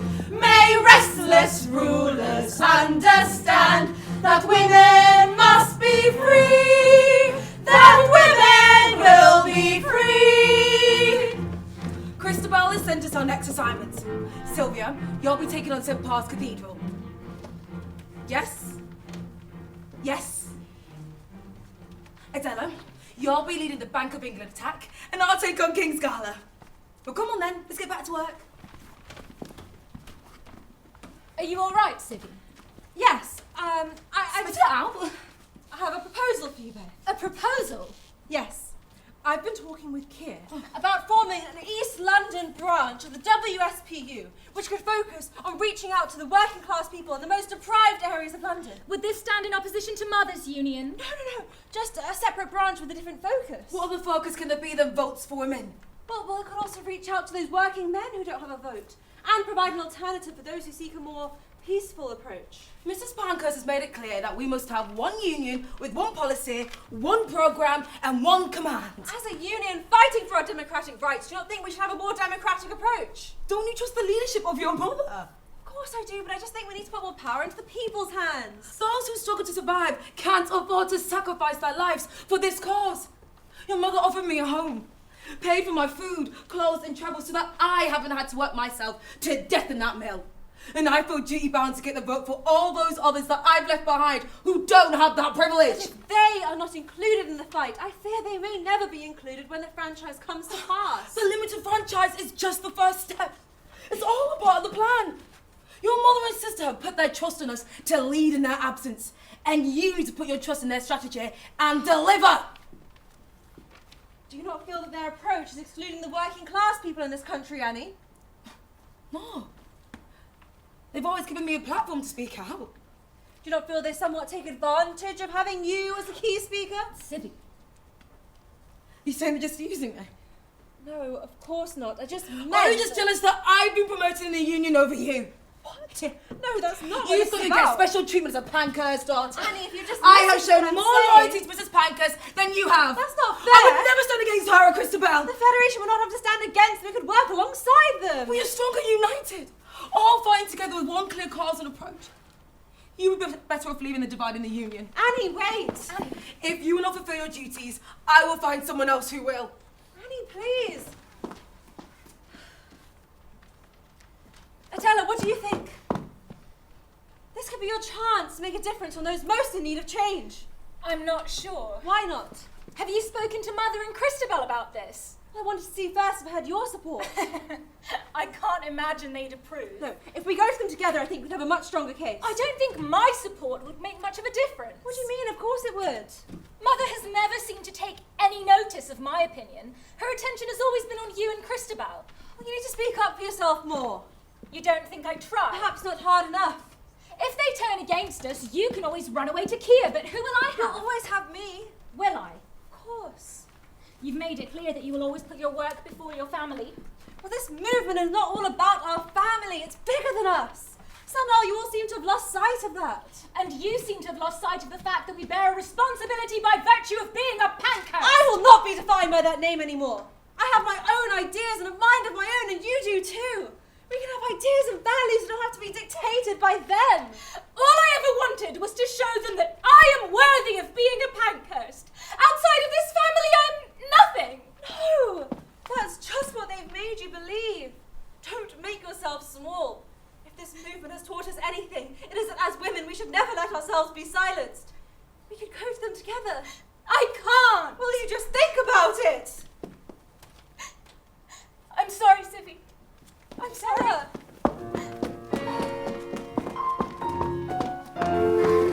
Allons enfants de la patrie, le jour de gloire est arrivé. Contre nous de la tyrannie, l'étendard sanglant élevé, l'étendard sanglant élevé. Entendez-vous dans les campagnes? These pastries Noemi bought are delicious. Will you try some? I'm not hungry. You've barely eaten since you've arrived. Don't worry. I just want to look after you. You've been through a lot. I'm not mistaken. I am your mother, not the other way round. You don't always have to be so brave when it's just us two. It must get exhausting. All the speeches, all the responsibility. Let me take care of things while you recover. Well, there's far too much to do. Now, have you had any news from Annie on their latest assignment? Yes, actually. I received a telegram this morning. Oh, why didn't you tell me? I just wanted to let you settle in. Oh, well, what did she say? Did something happen? No, it's not that. What is it? Christabel, tell me what's going on. It's Sylvia. What's the matter? Is she all right? In health, yes. In mind, I'm not so sure. What do you mean?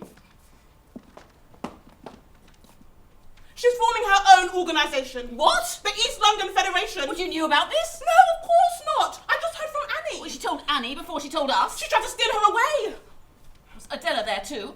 Annie said she was there. I bet they've been conspiring together. No doubt Mr. Hardy is involved. She wants to allow male members now. I knew he would try to steal her away for his own agenda. We can't have members of the Pankhurst family undermining our union. We're so close now, we can't risk dividing the membership. I don't think we could trust her loyalty to the union or Adela's. Summon them to Paris. Both of them. Yes, right away.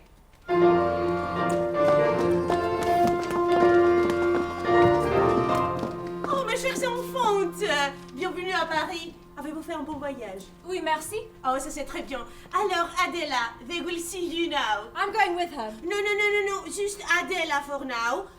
They requested to see you separately. I don't see why that's necessary. We're all family here. Ben ouais, ça voulait que vous êtes famille, ouais. Mais they requested to see you both individually. Alors, Sylvia, go inside. Take a seat. I will bring you some liquor. Hein?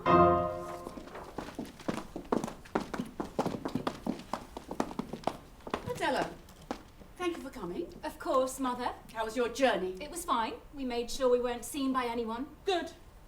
And how are you feeling? I'm very well, thank you. You've recovered from your most recent bout of sickness. What was it this time? Scarlet fever? Smallpox? Pneumonia? I lose track. It was just a mild case of pleurisy. We've been concerned for your welfare. I can assure you I'm perfectly fine now. We think it's time for you to have a change. What kind of change? A new position in the union? All this campaigning out in the cold, I don't think it's doing your health any good. My health is fine. Really. It's a critical time. We can't afford to have to keep cancelling meetings when you lose your voice. That was just one time. I don't think that you have found a true place for yourself in the union. But I have a proposition for you that I think will give you the opportunity to find a new place for yourself within the movement. Now, here is the address of Vida Goldstein. She's a superb public speaker and a very strong leader who once stood for a position in the Senate as a candidate in Australia, making her one of the first women to stand for election in Parliament. Australia. Oh yes, she moved there to take advantage of the liberties women have had since gaining the vote in 1902. But how can I visit her when she lives on the other side of the world? Oh, here is a ticket for the Geelong boat, which will take you directly to Melbourne. This is a one-way ticket. Oh yes, this will give you the opportunity to have a fresh start and find a new path. You want me to move there permanently? But where would I live? What would I do there? I wouldn't know anyone. Here is £20 to help you settle in. Now, Miss Goldstein has said that she will meet you off the boat. And she's also said that you can stay with her in her house when you get to Melbourne. She is very well connected and can introduce you to all the prominent suffragists there. If this is about Sylvia's organisation, she will tell you that I didn't have anything to do with it. It has nothing to do with that. Did you know about it? No, I mean, only at the same time as Annie did. But you didn't think to tell us. I refused to join. I said my loyalty lies with you. It's true, you have to believe me. We have put a lot of thought into this because we care about your welfare. As you haven't found your true place within the union and haven't found any satisfactory employment elsewhere, I think this will be the opportunity for you to find your true calling. Oh, please, just give me one more chance, Mother. I promise I'll never cancel another meeting again. And I'm sure you'll never have to. With the warmer climate there, I'm sure your health will be much restored. But I'll be so far away from you all and from my friends. Do you really have any friends? We encourage you to write to us regularly with your news. There you can skip the struggle and enjoy the liberties already won by the women's fight. But I want to be part of the fight here. You were never best cut out to fight. I'm stronger than you think.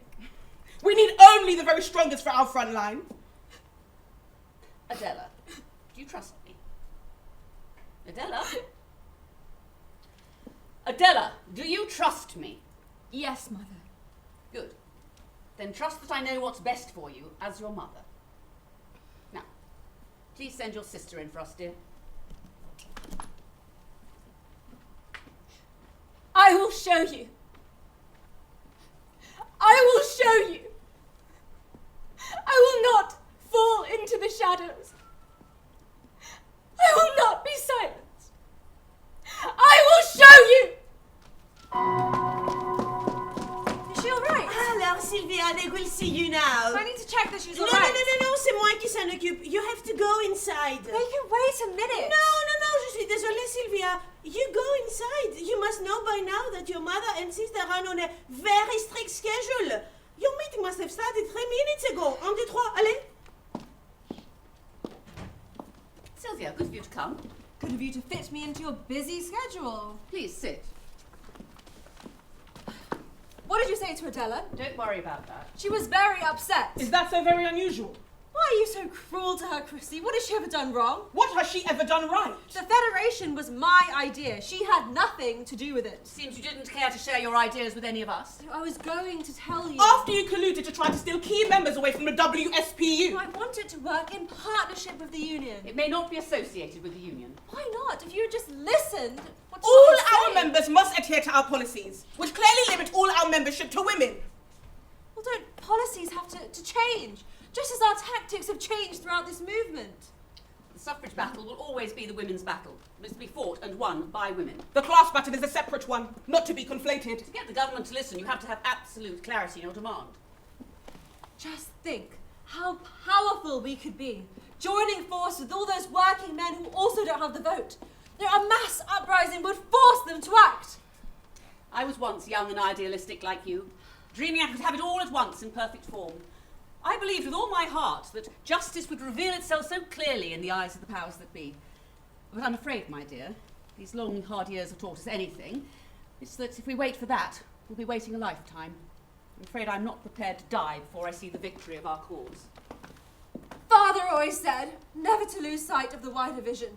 And I haven't lost sight of that vision. But I have gained perspective over time, which I think he would have shared had he been through what we have. He always knew Mother was destined for greatness. He would never cast doubt upon her as you have done relentlessly. I have only ever stood up for my principles as he always taught me to. And what of your principle of loyalty? To our union? To your family?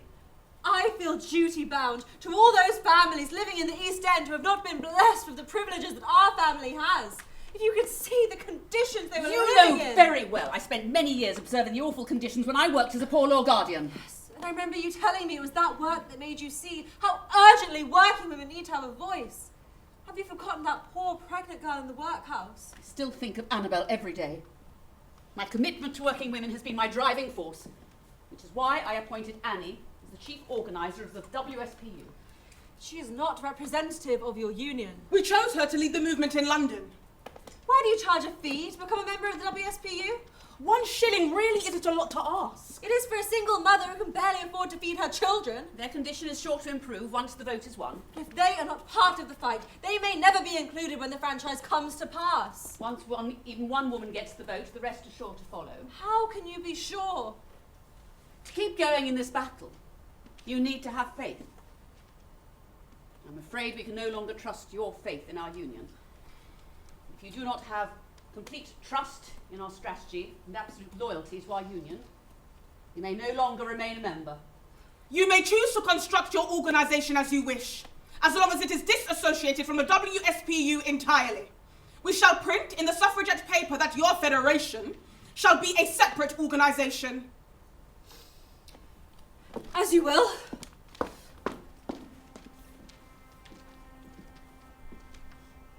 The 4 pillars of my life. What?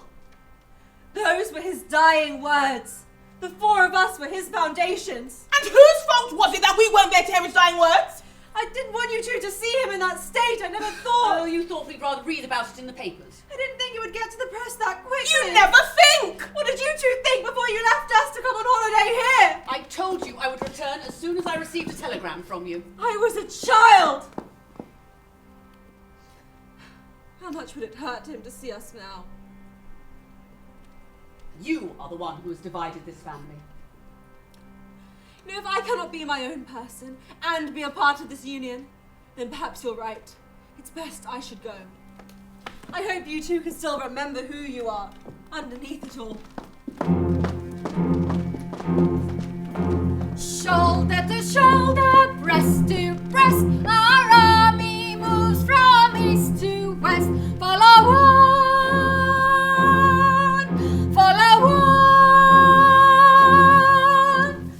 After countless attempts at appealing to Prime Minister Asquith to introduce the suffrage bill, we must now turn our attention to the King. Yes! The King's asked to be riding the Epsom Derby next week. The whole event will receive extensive press coverage. I need some volunteers to attend. Me! Emily, would you like to take the lead on this? Absolutely. You have to dress yourself as a proper lady to fit in with the crowd. Of course. And then find a way to get to the front and display the banner within clear view of the King. Leave it to me. And freedom is our battle cry. For freedom we will fight and die. Fight and die! Follow on! I have every faith you'll do us proud.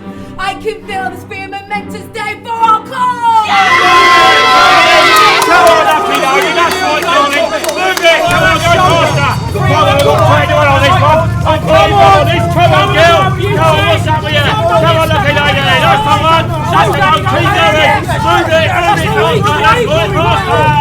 Come on, girl, I've got faith in you, you can do this.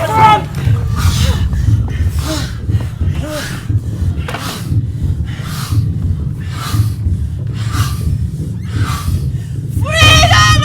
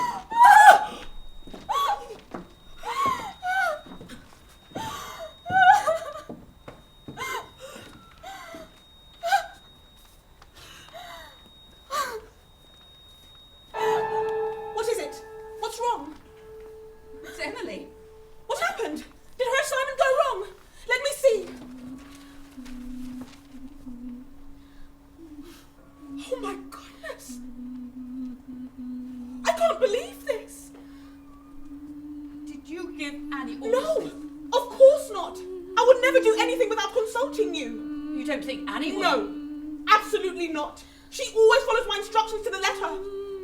So she was always so brave, so courageous, she had no fear.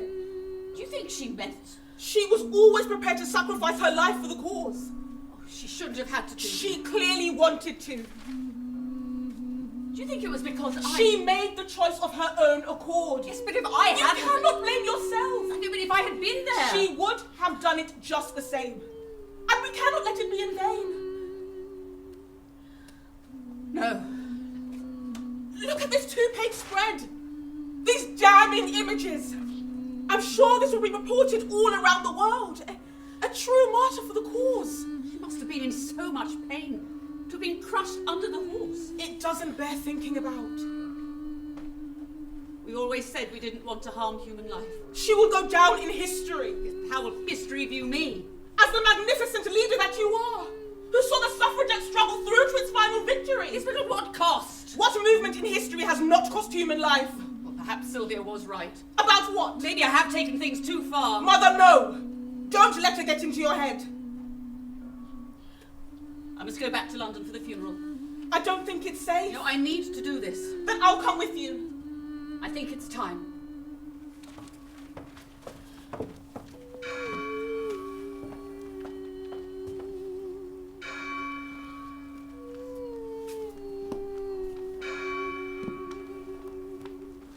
Welcome home, the Northumbrian hunger striker.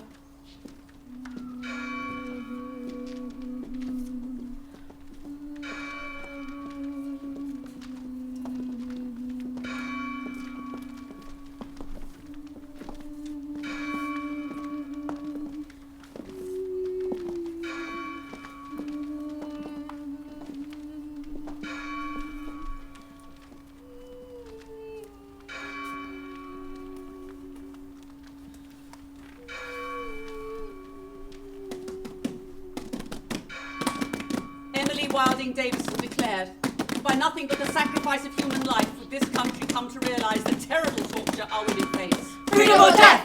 We must honour her and continue the fight until we achieve the victory for which she has given her life. Freedom or death! Freedom or death! Freedom or death!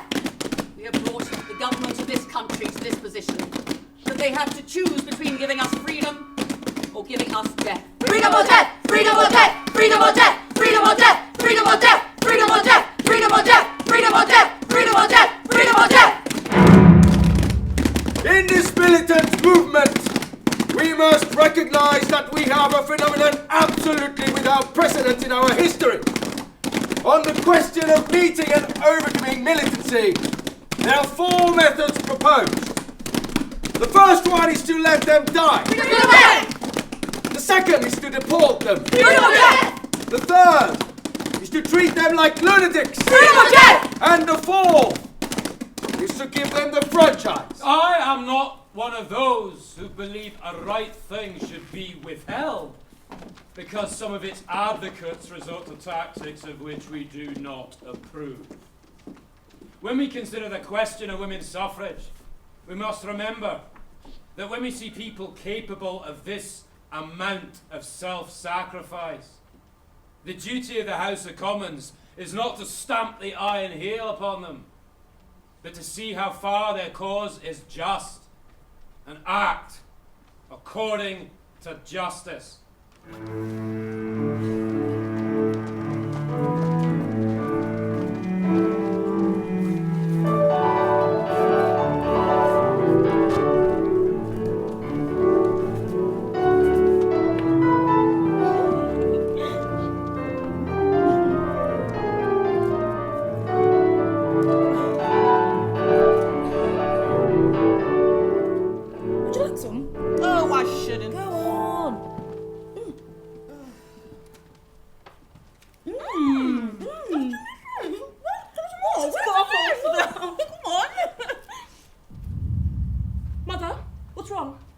With full conviction, not only of wisdom and justice, but of the obligations that lay upon us to challenge this great issue, we are entering into the struggle. With the utmost reluctance and infinite regret, His Majesty's government has been compelled to put this country into a state of war. War. Let us now make sure that all the resources, not only of this United Kingdom, but of the vast empire of which it is the centre, shall be thrown into the scale. Why do we need to go to war? I don't understand. It's the Germans. Are we under attack? Our empire is strong. We will get through this. What will happen with the WSPU? We can't be divided in our country when we need to defend it against foreign enemies. Will we quit? After all the progress we've made? I will have to call a truce. Oh, No, Mother! only temporarily. We must demonstrate our ability to help our country in crisis. This could be our chance to show that they need women in the workforce. You're right. I will call a meeting of the WSPU tomorrow. We will show the world it cannot win the war without its women.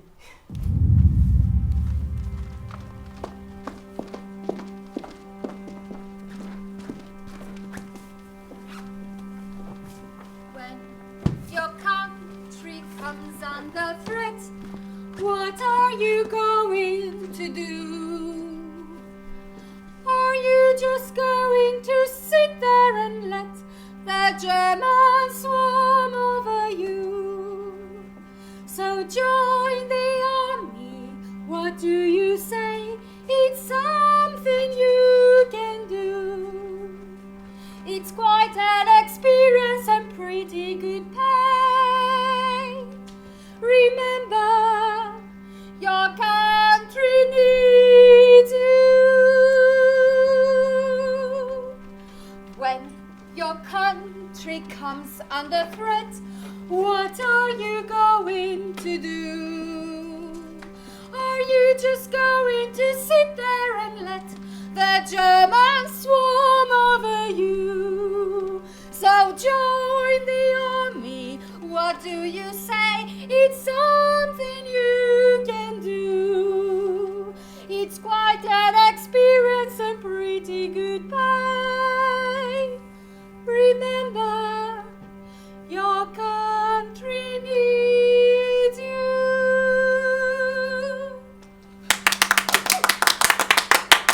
It is with the deepest regret but urgent necessity that we have been put into a state of war. The government has announced it will release all suffragettes from prison, but in return we must put an end to our militancy. We must now divert all our energies to helping with the war effort. It is no longer a question of votes for women, but having a country left to vote in. We must fight for our country as we have fought for the vote. The East London Federation of Suffragettes stands for peace. Yes! We will oppose conscription to fight in the war for men and for women. Yes. We will not surrender the fight for women's suffrage and indeed universal human suffrage. Universal human suffrage! Working women of Britain, it is time to show what we are capable of. Whilst the men go out to fight, we must keep this country running. Show them that we can take on all of the men's work. Your country needs you all now. I know every one of you has it in you. Yes! All sorts of reasons that sound glorious and patriotic are invariably put forward in support of a declaration of war. Yes, that's right. But it is practically certain that every war of modern times has been fought with the purely materialistic object of protecting the interests of the powerful and of wealthy financiers. Exactly, Mr. Aldi, well said. There's no time to lose. Down with war. Up with the peaceful rule of the people. Up with the peaceful rule of the people. When your country comes under threat, what are you going to do? Are you just going to sit there and let the Germans swarm over you? So join the army, what do you say? It's something you can do. It's quite an experience and pretty good pay. Remember, your country needs you.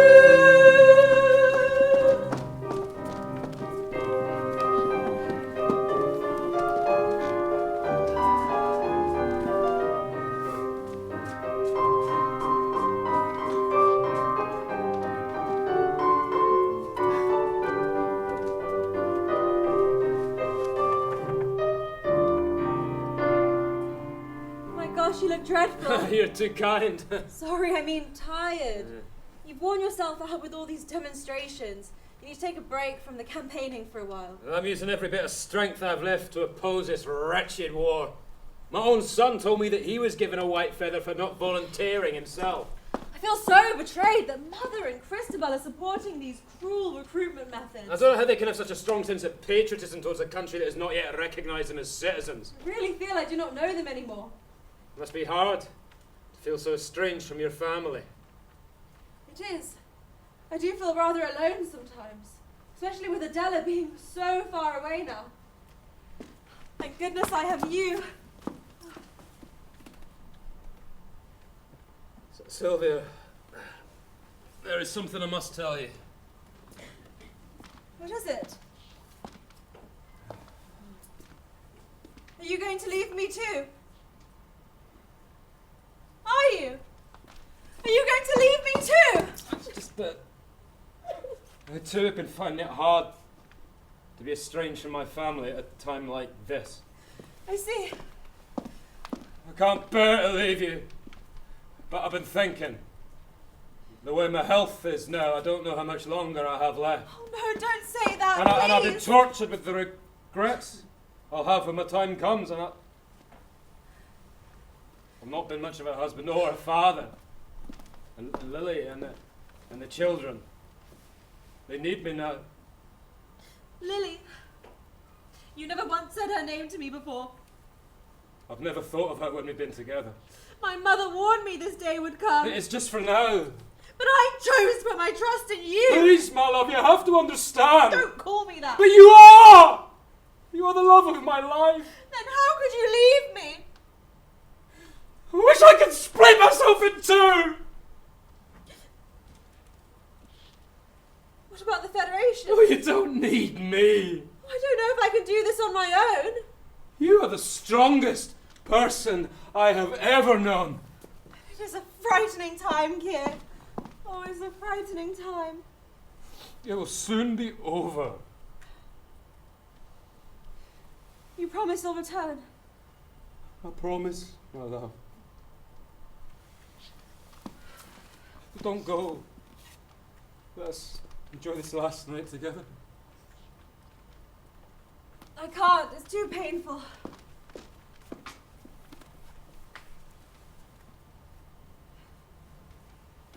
I've been meaning to give you this. Is this... I finally finished it. I thought you'd forgotten all about it. It had to be perfect. I don't deserve this. Just take it. I can't look at it any longer. Sylvia! Keir! Never lose that spark.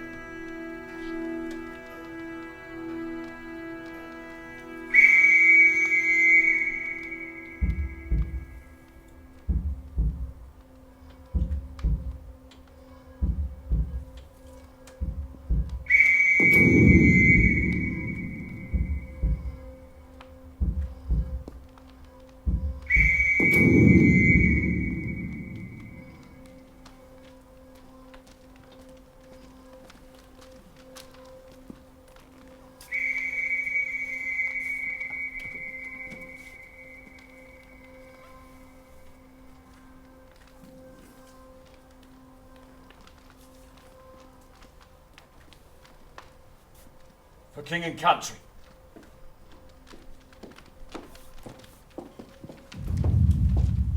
Mrs. Pankhurst.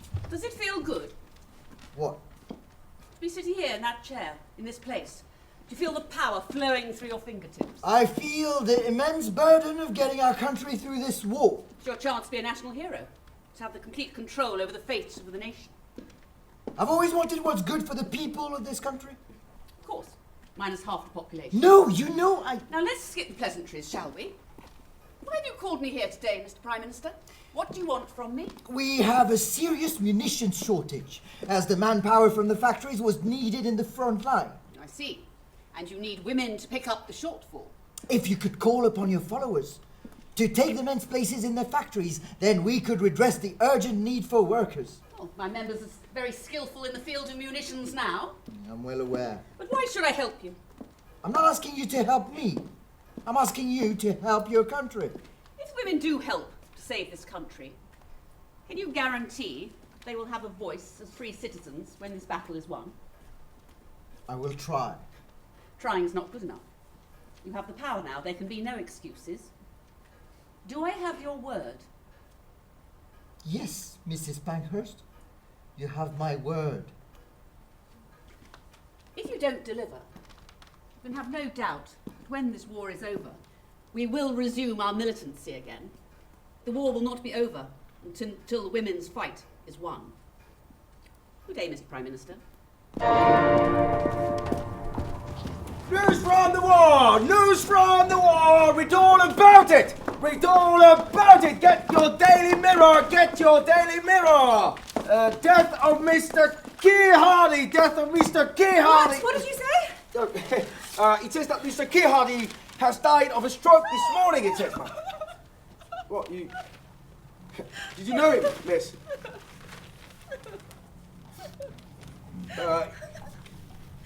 We will all grieve for him. He was a great hero for all of us working lot.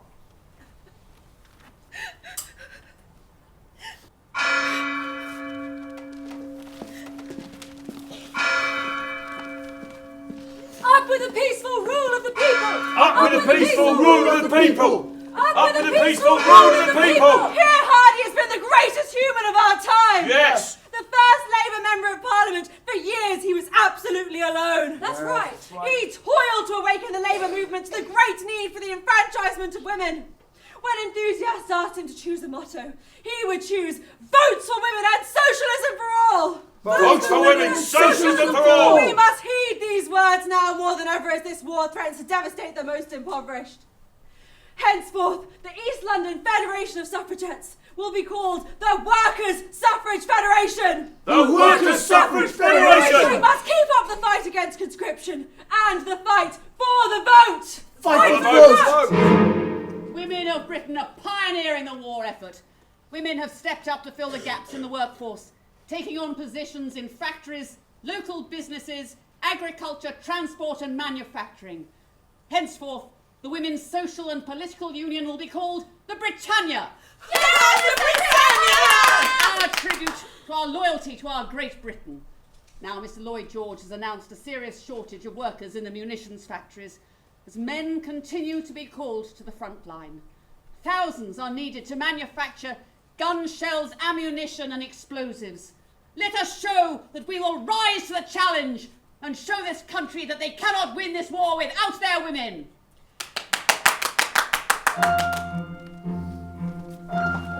There's a girl who clips your ticket for the train, and the girl who speeds the lift from floor to floor.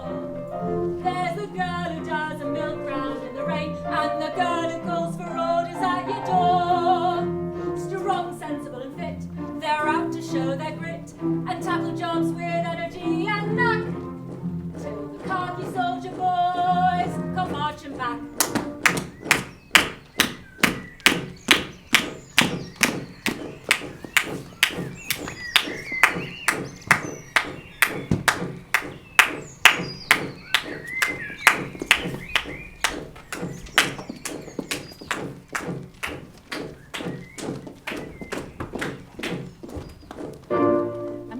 George has said that we need to up the female subscription, so we need another 300 handbills. Right away.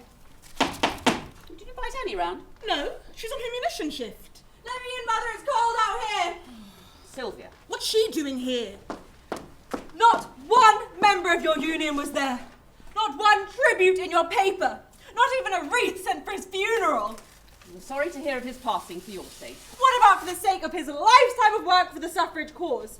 How can you not honour that in any way? How could we honour someone who spent his final years dishonouring our country? Don't stop! We both turned our back against our country in its time of need! We both stuck by our working comrades who've been nothing but exploited by this wretched war. We never abandoned the suffrage cause as you both have. Don't you see the implications of this war? We won't have a country left to vote in unless we win. What is it even for? What are we fighting for? Well, don't you see? We need to protect the people, preserve our future. It's just needless suffering and death for the profits of the powerful at the expense of the poor. The only way to stop the suffering and death is by defeating the Germans and ending this war as soon as possible. I never thought I'd see the day that you two were on the side of Mr. Lloyd George. He is the one with the power now to grant votes for women when this war is won. And you really believe that he will? He has given Mother his word. Oh, and now you trust his word after all his betrayals. This war has made him finally realise that women have a place in the workforce, that we have something to do outside of being wives and mothers. The gross injustice is that it is those women who are slaving away in the munitions factories are the ones that he will exclude from the vote. You don't know that. You say I am the naive one. Would you really think women are going to be rewarded for trying to stop their men defending their country? Why should men be forced to go out, risk their lives, leave their children fatherless?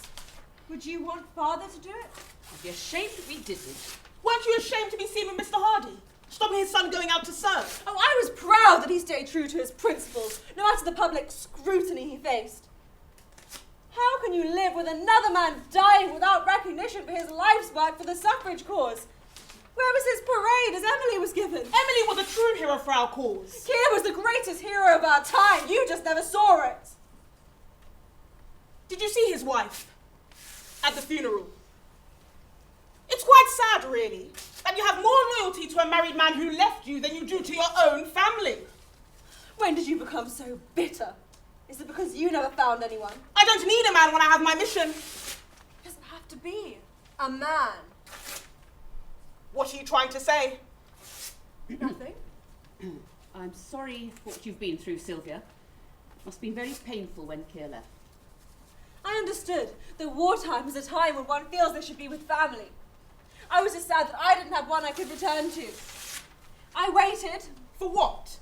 To see if either of you would reach out to me.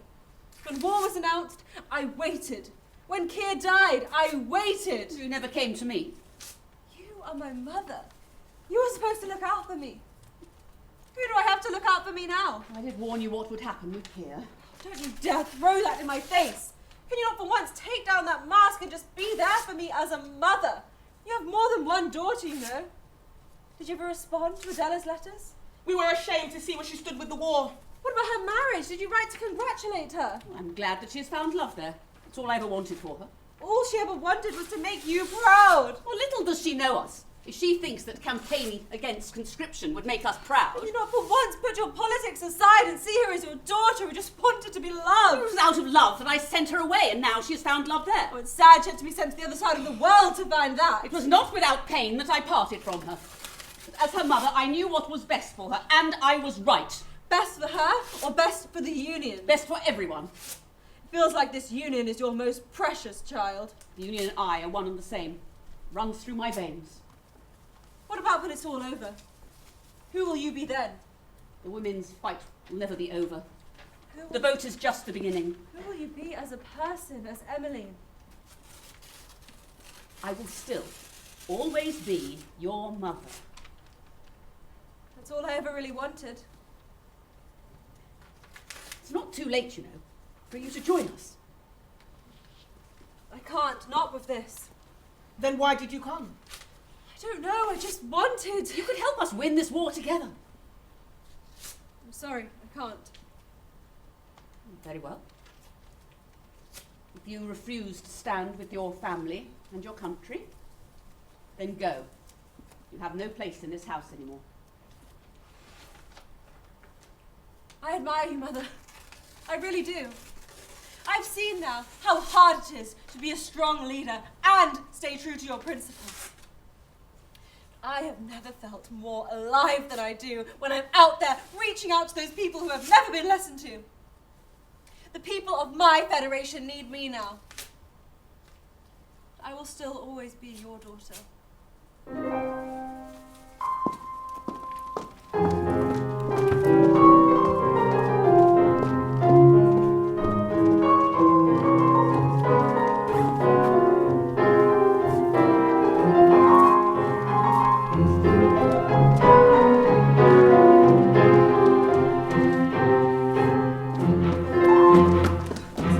Today, on the 6th of February 1918, I am pleased to announce the passing of the Representation of the People Act, which shall entitle women to be registered as parliamentary electors.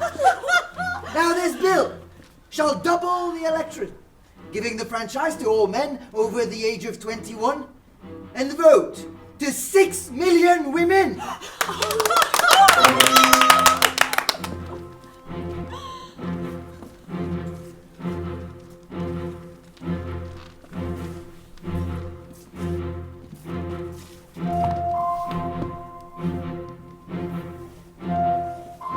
Today, the 11th of November 1918, I declare the war is now over. Our great country and their allies have won a great battle for humanity. This hour of triumph, this great moment, which rings in a new era, will lift up humanity to a higher plane of existence for all the ages of the future.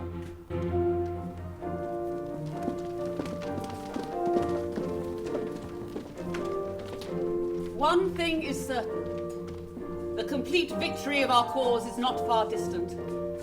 When the long struggle, the emancipation of women is over, those who read the history of our movement will wonder at the blindness that led the government of the day to obstinately resist so simple and obvious a measure of justice. Perhaps those women born in the happier days that are to come, whilst rejoicing in the inheritance that we of today are preparing for them, may sometimes wish they could have lived through the heroic days of stress and struggle, have shared with us the joy of battle, the exaltation that comes of sacrifice of self for great objects, and the prophetic vision that assures us of this certain triumph in this battle for human emancipation.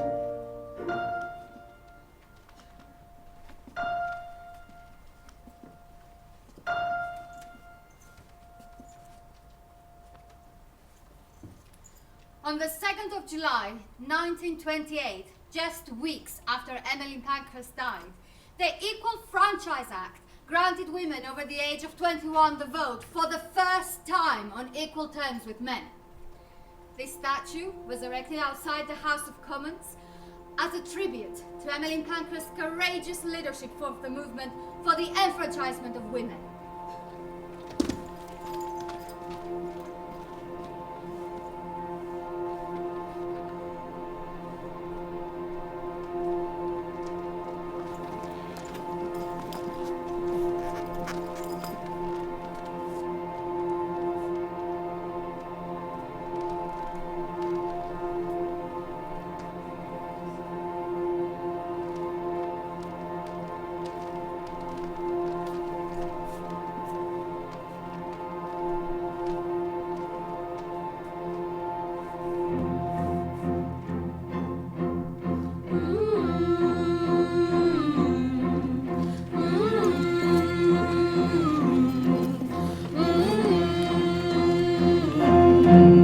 March